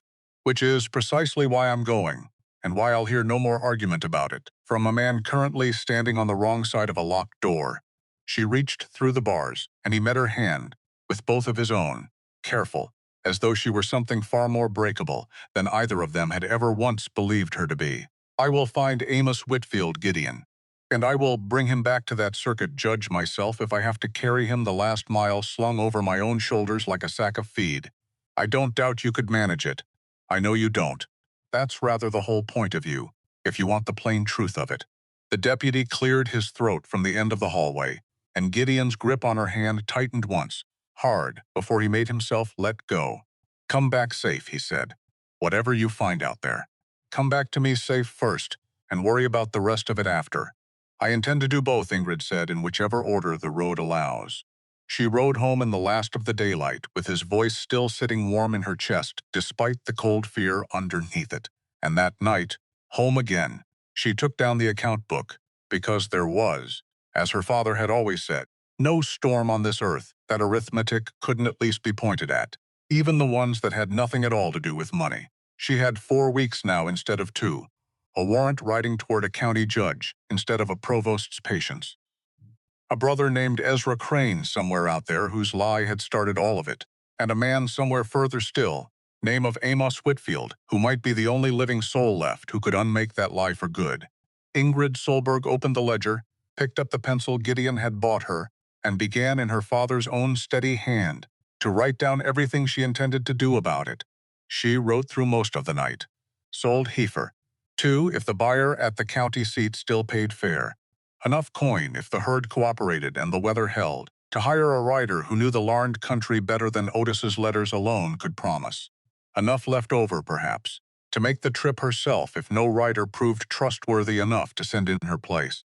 Because sending a letter and waiting on its answer had already cost them 2 weeks they didn't have to spare. Because Amos Whitfield was a name on old paper, not a certainty, and certainties, she was learning fast this summer, only ever came to people willing to go and fetch them personally, instead of waiting politely for the mail to decide their fate. Until near dawn, with the lamp guttering low, and her eyes burning worse than they had any right to after so many sleepless nights running together, Ingrid closed the ledger and made her decision plain, the way she made every decision that mattered. She would go herself. At first light, once the heifers were sold and the coin was counted, and Otis had drawn her the surest road west he knew, she would carry Gideon's letter and his mother's blessing, and every ounce of stubbornness her considerable frame had ever been accused of possessing, and she would find Amos Whitfield if he was findable anywhere this side of the Rockies. Because a man had stood in her yard and told a sheriff he'd come peaceable, trusting her with the one task that might yet set him free.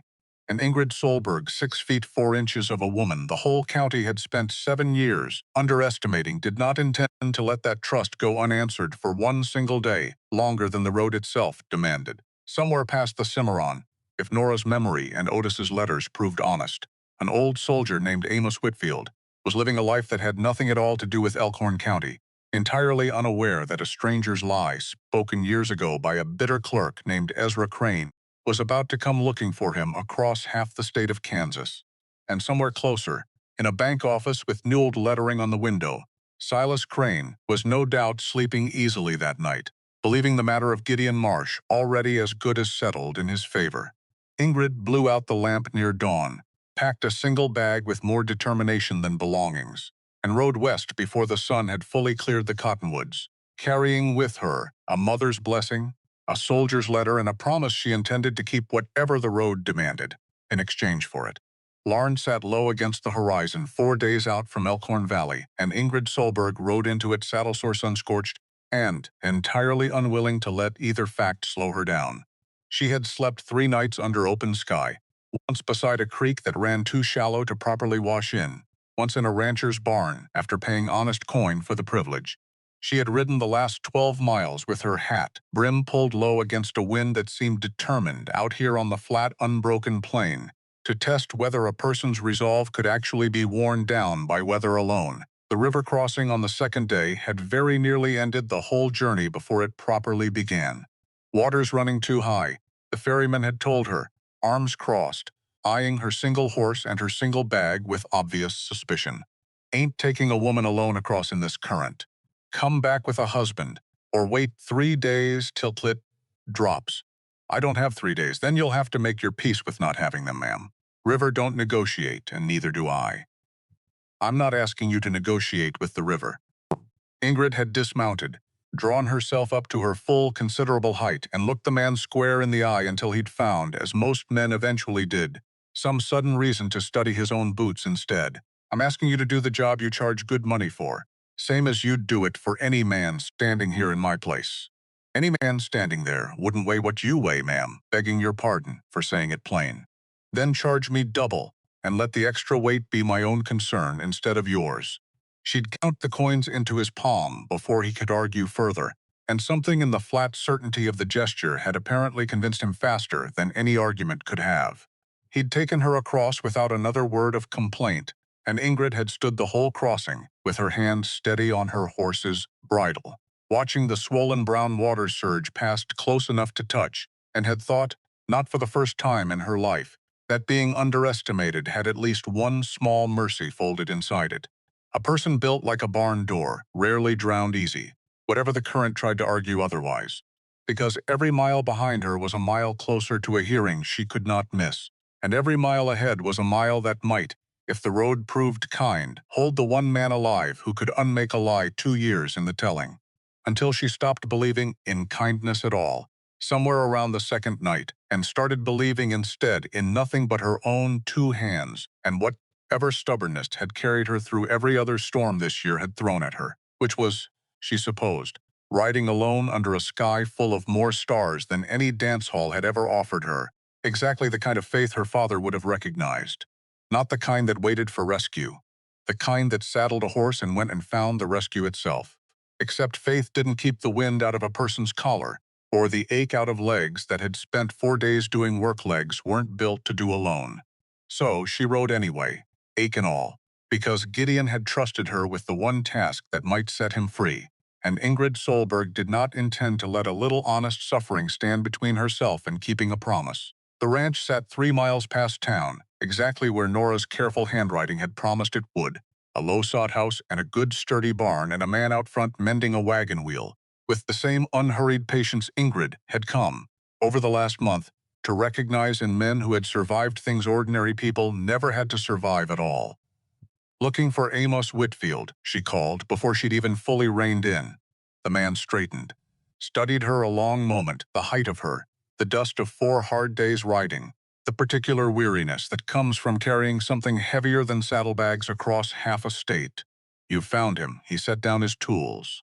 "And judging by the look of you, ma'am, whatever's brought you this far wasn't good news traveling behind you." "It's good news I'm hoping to carry back," Ingrid said. "If you're the same Amos Whitfield who served 2 years beside a man named Gideon Marsh."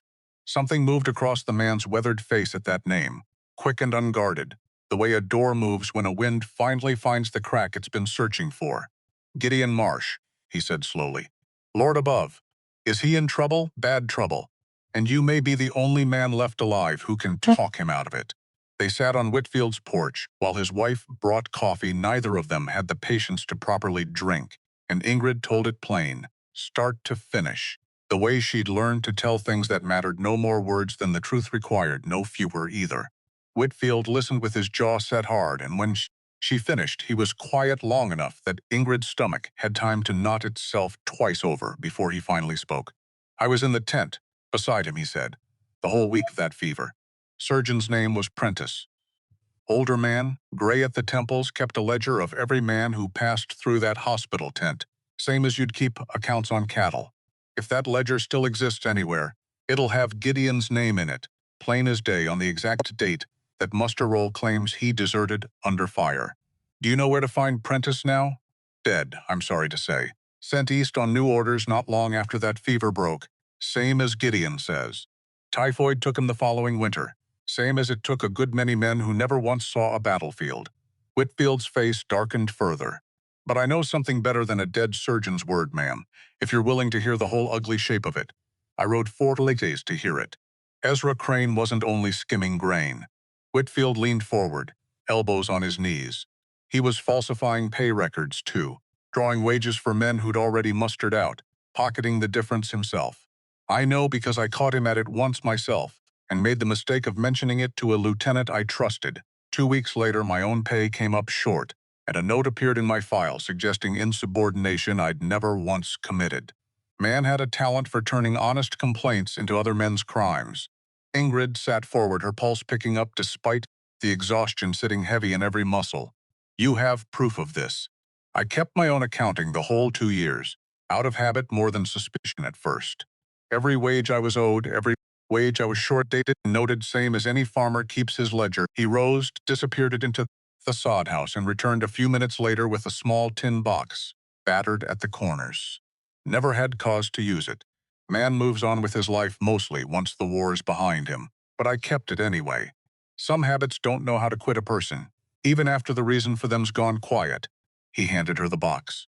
Inside, folded tight and yellowed with age, page after page of careful figures, dates, discrepancies, all of it building toward one plain and damning conclusion.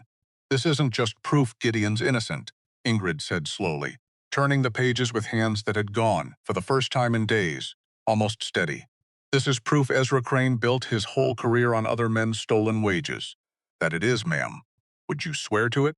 Before a judge, Whitfield looked at her a long moment, something old and tired and finally quietly, resolved settling into his face. Man skimmed near a year's wages off soldiers who bled for this country same as he never once did himself. I'd have sworn to it years ago if anybody'd thought to ask me properly. He nodded once, firm. I'll ride with you myself. 4 days back the way you came, if my knees can stand the saddle that long, and I expect they'll manage. His wife, standing quiet in the doorway through most of the telling, spoke up then, her voice gentle but unyielding. Amos, you're not as young as you were at Shiloh. No, Whitfield agreed. But I'm not so old, I've forgotten what it cost a man to be lied about, and have no one willing to ride 4 days to hear the truth of it. He looked at Ingrid. You rode this far alone, ma'am, on nothing but a sister's memory and a mother's hope. Least I can do is ride the road back with you, so you're not carrying the whole weight of it solitary the second time. Ingrid felt something in her chest, worn thin by 4 days of dust and worry, threatened to give way entirely at that, and she busied herself repacking the tin box rather than let either of them see exactly how close it came to doing so. They left within the hour, Whitfield's wife, pressing a sack of dried beef and hard biscuit into Ingrid's saddlebag, with the brisk efficiency of a woman who had clearly sent men off to uncertain roads before and knew precisely what such roads required. The ride back felt shorter, somehow, though the miles were exactly the same, and Ingrid understood, somewhere past the second day, that this was simply what hope did to distance, made it lie about itself. Made 4 days feel like 2, right up until a storm blew in on the 3rd night and made it feel, briefly, like it might stretch into 40.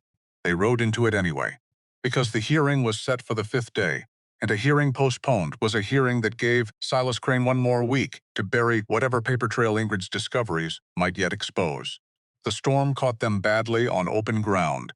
No rock overhang in sight yet, lightning splitting the flat, black sky close enough that Ingrid felt the crack of it in her back teeth. Whitfield's horse spooked hard at the second strike, and for one long, terrible moment, Ingrid watched the old soldier fight the animal, with hands gone stiff from 4 days of hard riding, the tin box slipping loose from his coat and nearly lost to the mud before she threw herself from her own saddle and caught it against her chest like something worth more than her own safety, because in that moment it was.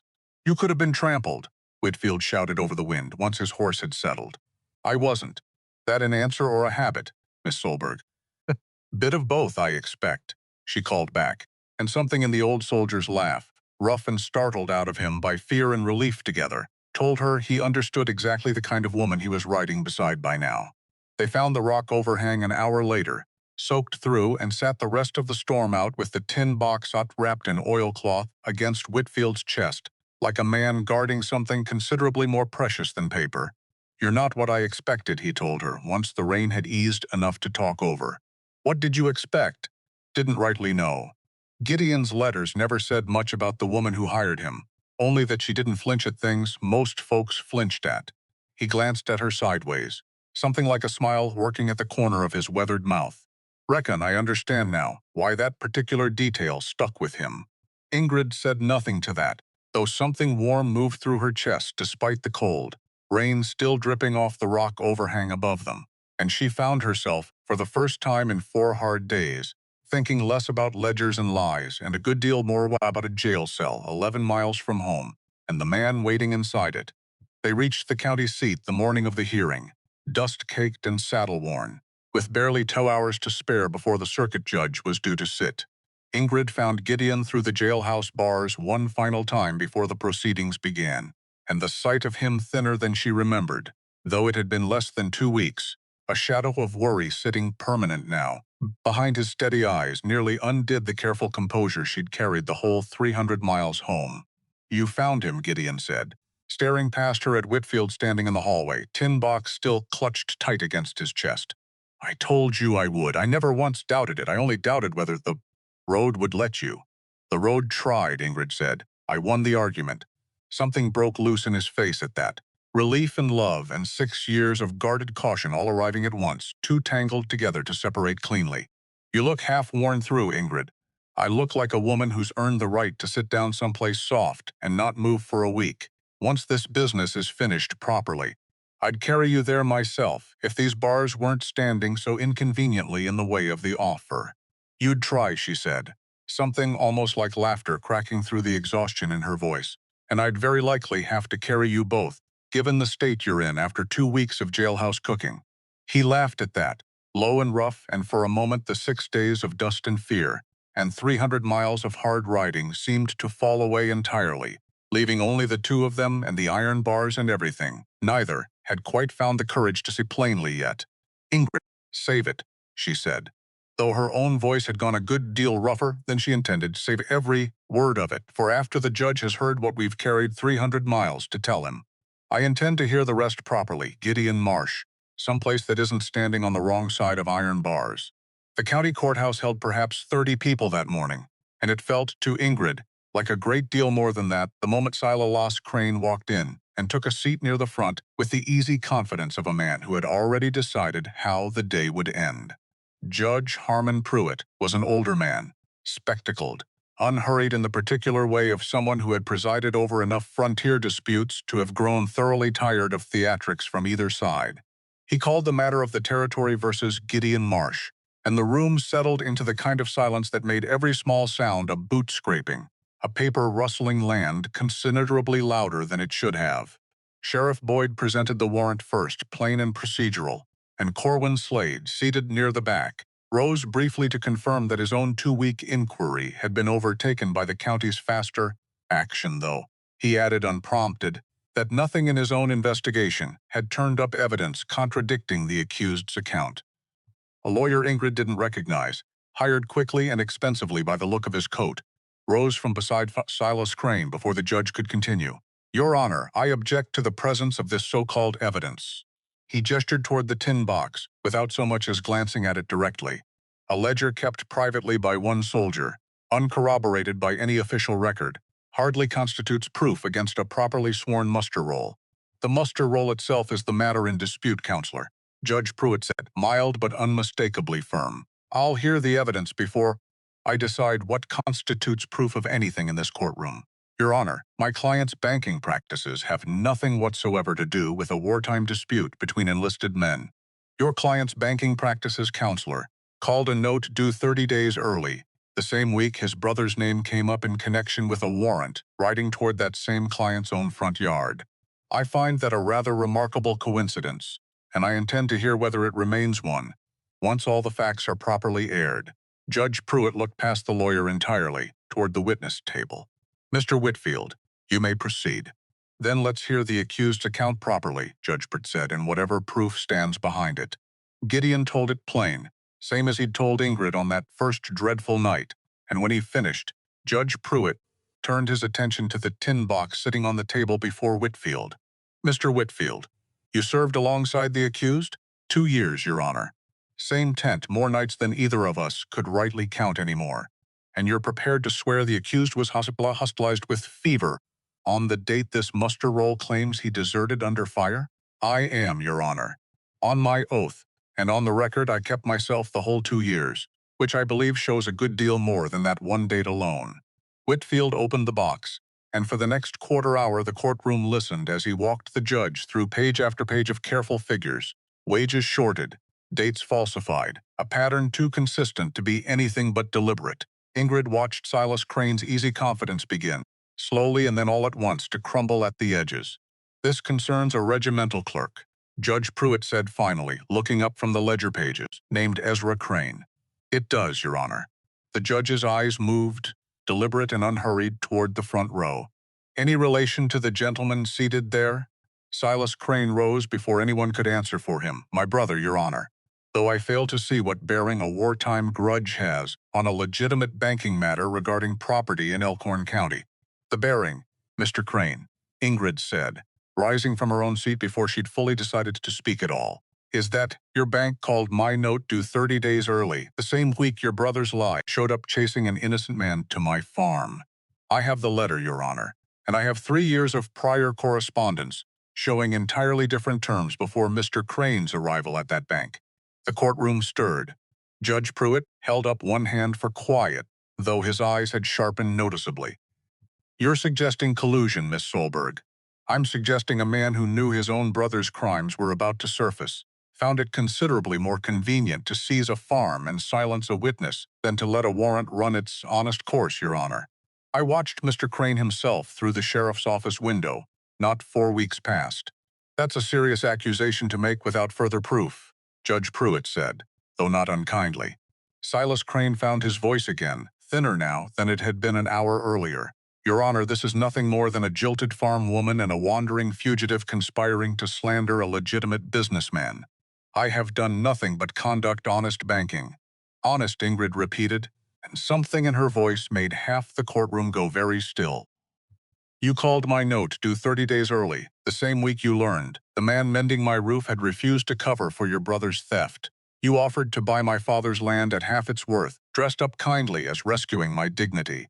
I have kept farm accounts since I was 14 years old, Mr. Crane, and I promise you, I know the difference between honest banking and a man closing a door before anyone thinks to ask what he's hiding behind it. A murmur moved through the gathered spectators, and Judge Pruitt rapped his gavel once, more out of habit than actual need for order. Then perhaps the court would care to examine the bank's own transfer records. Ingrid continued, and produced, from her own bag, the careful pages she'd copied by lamplight in the days before her journey west.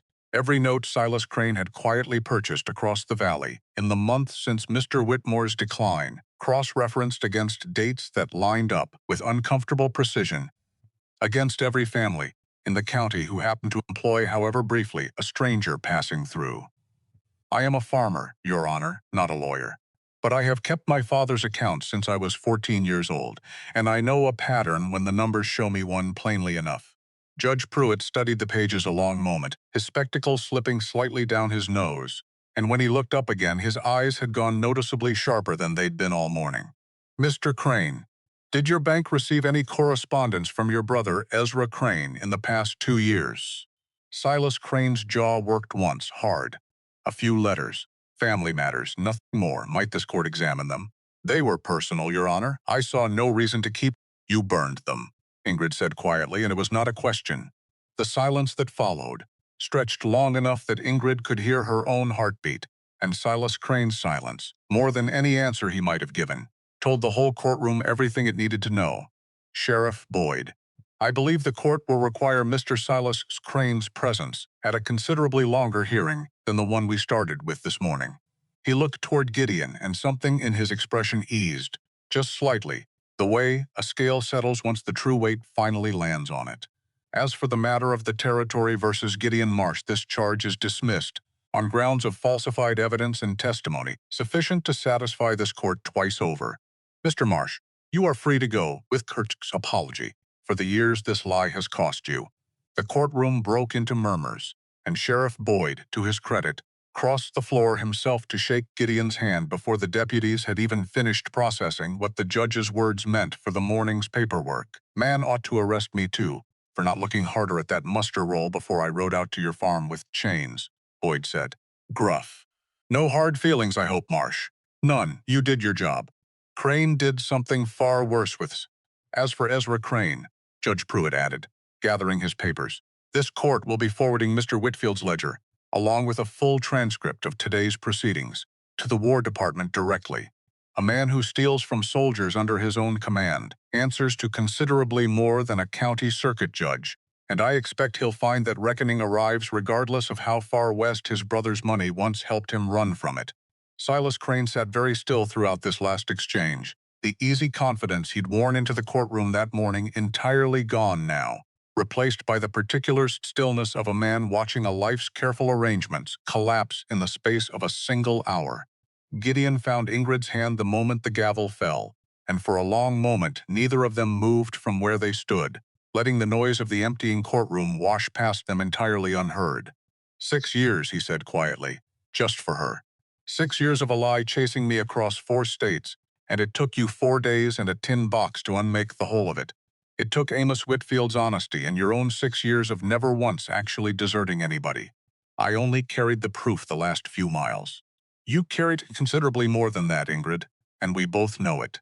She looked at him a long moment, exhaustion and relief, and something warmer than either finally allowed to surface fully across her face. Later, she said, you promised me a proper finishing to something, back on the porch, before the sheriff interrupted us both. I intend to collect on that promise, the moment we're somewhere that isn't quite so crowded with lawyers. That, Gideon said, something wicked and warm moving into his voice, is the first order of business I intend to see through properly, the very instant we're clear of this courthouse. Outside on the courthouse steps, a small crowd had gathered, word of the proceedings having traveled through the county seat, the way word always did in a town too small to keep any secret longer than an afternoon. Ingrid recognized several faces from Millbrook among them, having ridden the 11 miles themselves that morning, rather than wait on news secondhand. Mrs. Abernathy, of all people, was the first to approach, something almost sheepish in her expression as she took Ingrid's hand. I said unkind things about you, Miss Solberg. Mrs. Marsh, I suppose I ought to say now. You did. I'm not sure I'd have had the nerve to ride 300 miles for anybody, myself included. The older woman's grip tightened, brief and genuine. I hope you'll forgive an old woman for judging a book by its cover so thoroughly all these years. Ingrid looked at her a long moment, weighing 7 years of small cruelties against one honest apology offered in broad daylight in front of half the county, and found to her own quiet surprise that she had room enough in her chest to accept it plainly. I will, she said, provided the next stranger who comes through Millbrook gets a fairer measure of judging than I ever did. I'll see to it personally, Mrs. Abernathy said, and Ingrid believed her. Corwin Slade found Gideon on the steps, hand already extended. Told you I'd buy you a drink if the proof turned up, Slade said. Didn't expect it'd turn up quite this thorough or quite this hard on the man who tried to hurry your hanging along. I'll take the drink, Gideon said, though I expect I owe most of the thanks somewhere else entirely. Slade glanced at Ingrid, standing a few steps down with Whitfield beside her, and something like genuine respect moved across his weathered face. I've hunted men across 6 states, Marsh. Never once had a woman ride 300 miles round trip and hand me the evidence herself before I even finished my coffee. He touched his hat toward her. Ma'am. They rode home slower than either of them strictly needed to, because for the first time in 6 years, Gideon Marsh had nowhere left he needed to be, except exactly where he already was. The farm looked different, somehow. Riding up the lane together that final time, the shed roof pale and whole against the evening sky, the chicken latch waiting to click its small proud click, the garden wall standing straighter than it had any right to after a summer of storms. Ingrid felt something settle in her chest at the sight of it that had nothing to do with relief, and everything to do with the particular, quiet joy of returning somewhere that had, at some point she couldn't quite name, become considerably more than a farm she was only surviving. A letter waited for him at the Millbrook post office 3 days after their return, forwarded from a ranch near the Cimarron who'd heard, through channels Ingrid never fully untangled, that a man named Marsh had recently cleared his name in a manner a good deal more dramatic than most. The letter offered a foreman's position on a growing spread near Larned itself, wages nearly double anything Gideon had earned in his 6 wandering years. room and board included, and the particular kind of steady future a man sending money home every month had spent half a decade quietly praying might someday find him. He read it twice at the kitchen table, and Ingrid, watching his face across the lamplight, felt the old fear rise in her chest despite every promise they'd already made each other. "It's good money," she said before he could. "It is. Better than anything I could ever offer you here. It is that too." He set the letter down, slow, and looked at her the way he'd looked at her that first evening on the church steps, steady, entirely unwilling to perform the small, thoughtless cruelty the rest of the world seemed so practiced at. "But I've spent 6 years chasing better money in places that never once felt like anything worth staying for. This farm's the first place I've stood in longer than a job required, and found I didn't want to leave the moment the work ran out. You could still want both, Gideon. I won't hold it against you if the wages matter more than my chicken latch." "Ingrid." Something rough moved through his voice. "I have spent 6 years measuring every place I stood by how fast I could leave it, without owing anybody an explanation. This is the first place I've measured instead by how much it would cost me to go. And the cost, near as I can figure it, is considerably higher than any foreman's wage Larned could offer. I'm not finished." He reached across the table, and she let him take her hand, the same careful, deliberate way he'd taken it through jail bars 3 weeks earlier. "I'll write Larn tonight and decline it plain. And tomorrow, if you're willing, I'd like to draw up different terms altogether. Partnership terms. Real work, real risk. My name beside yours on whatever this farm becomes from here." Ingrid felt something in her chest that had been braced and guarded for 7 long years finally, carefully, begin to loosen. "I already have some terms in mind," she admitted. "I've had them written out since before Slade ever rode up that lane." "Have you now?" "Fixed wage when the cash allows. Share of profit after expenses. Money to your mother and Nora kept first in every accounting, so no one ever mistakes loving me for abandoning them." She met his eyes across the lamplight. "I will not build a home by asking a man to set down the family that raised him, Gideon Marsh. I only know how to build one wide enough to carry both." That evening, after the terms were copied fair and set aside for Emmett Doyle to witness, come Saturday, Gideon disappeared into the barn with a lantern and his old pocket knife, and Ingrid found him there an hour later, crouched low near the hinge of the barn door. "Not the shed roof again," she said. "No, not the harness, nor the well house, nor any latch I'm aware of needing your particular brand of meddling. No, ma'am." He didn't look up. "This one's for me, if you don't mind the trouble of it." She crouched beside him and saw, cut rough and careful into the wood near the hinge, low enough that no passing stranger would ever think to look, 2 letters already finished IS, and a third half-formed beneath his knife. "You're carving into my barn door, Gideon Marsh." "Our barn door. That's what the paper says now, isn't it? The paper says a great many things. It doesn't say you may take a knife to good lumber without asking. I'm asking now." He glanced up, something unguarded and hopeful moving across his face in the lantern light. "Finish it?" Ingrid took the knife from his hand and, beneath his own initial, added her own beside it, rough as his, plain as his, exactly the kind of mark her father used to leave on beams he'd repaired well enough to trust the whole farm's weight. "There," she said. "Now it's settled wood, same as anything else worth keeping." Clara and Nora Marsh arrived by wagon 3 weeks later, on a morning bright enough that even the chicken house latch seemed to click with unusual cheerfulness in their honor. Clara turned out smaller than Ingrid had somehow pictured, sharp-eyed and warm in the same unlikely combination Gideon carried in his own face, and Nora arrived already mid-argument with her brother about the length and honesty of his letters, a satchel of borrowed schoolbooks clutched against her chest like treasure.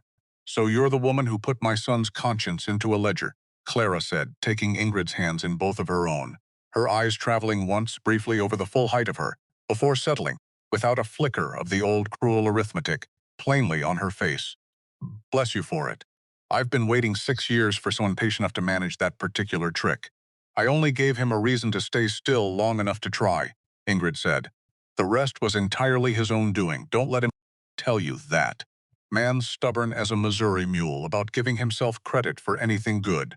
Nora, meanwhile, had already found the barn door and crouched beside the newly carved initials, tracing them with one finger while Gideon looked on, half embarrassed, half unable to hide how pleased he was that she'd found them at all. "You never carved anything for us," she informed him, standing with her hands on her hips in a gesture Ingrid recognized immediately, having practiced a similar stance herself for the better part of 7 years.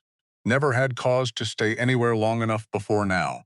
Well, Nora looked between her brother and Ingrid with the frank, assessing eye of a younger sister who had clearly decided, in the space of one morning, that she approved thoroughly of the arrangement. "I should think you've found your cause, then." The wedding took place the following Sunday in the barn. Gideon had rebuilt with his own 2 hands the very week he first arrived, whitewashed now warm, with lantern light, smelling of hay and cedar, and the particular sweetness of a summer evening, settling in over Elkhorn Valley.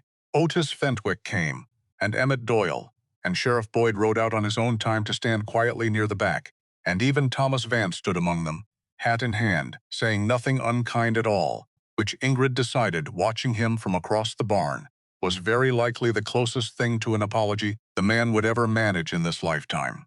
Corwin Slade sent his regrets from 3 counties off, along with a note that read, in its entirety, "Tell the groom I never did buy that drink, and I intend to remedy the oversight the next time business brings me through Elkhorn County," which made Gideon laugh out loud, reading it, the first easy, unguarded laugh Ingrid had heard from him since long before the trouble started. Judge Pruitt, passing through the county on circuit business, agreed to perform the ceremony himself, remarking dryly that he'd rarely presided over a case that ended quite so much more pleasantly than it began.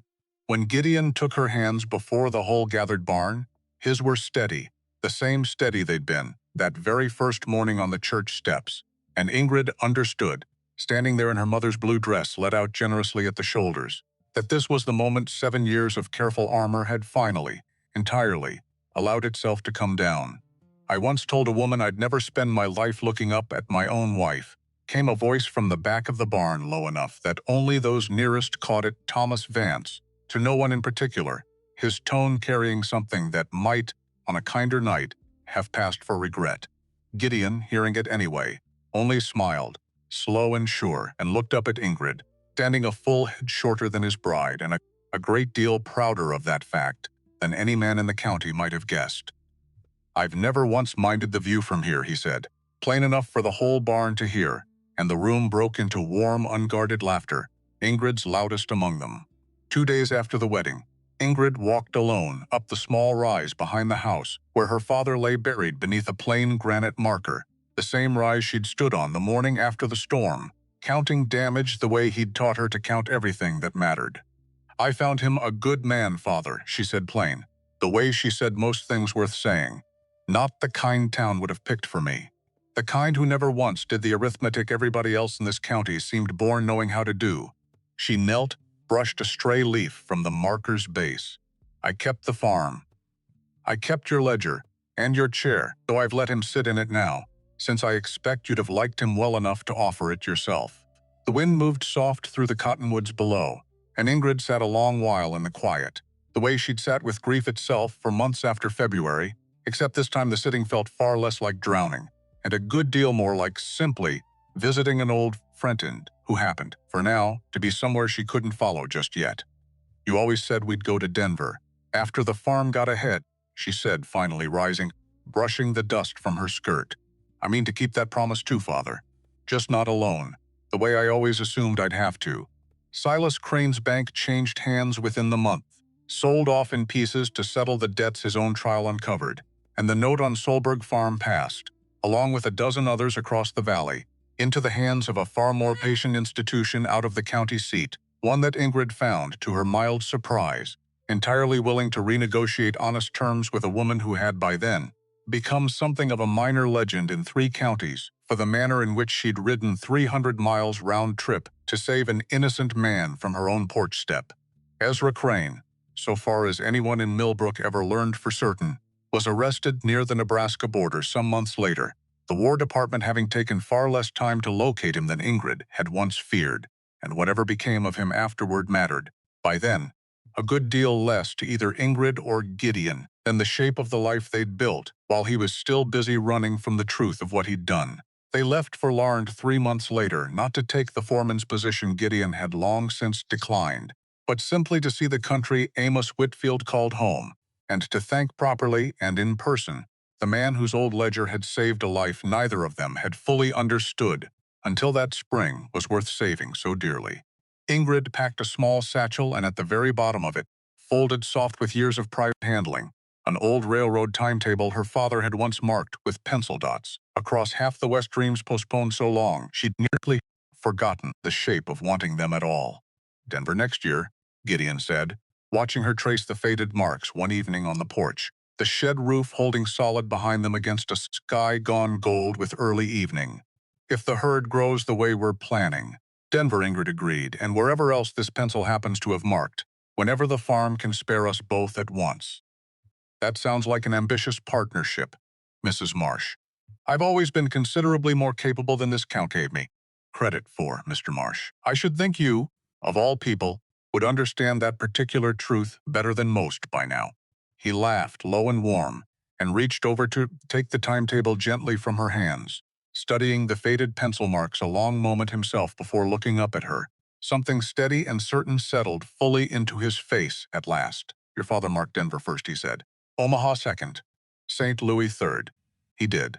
Then we'll go in that order, exactly as he planned it, and we'll write him a letter from each one, same as I used to write my mother, so wherever he's watching from, he knows the promise finally got kept. Ingrid felt her throat tighten at that, warm and sudden, and she said nothing at all for a long moment, only leaned into the solid, steady warmth of him on the porch step, the two of them watching the last light fade gold over a farm that had, against every hard lesson either of them had ever learned about the world, finally become exactly what a home was always meant to be. Not a place either of them had been chosen for, a place they had at long last chosen for themselves.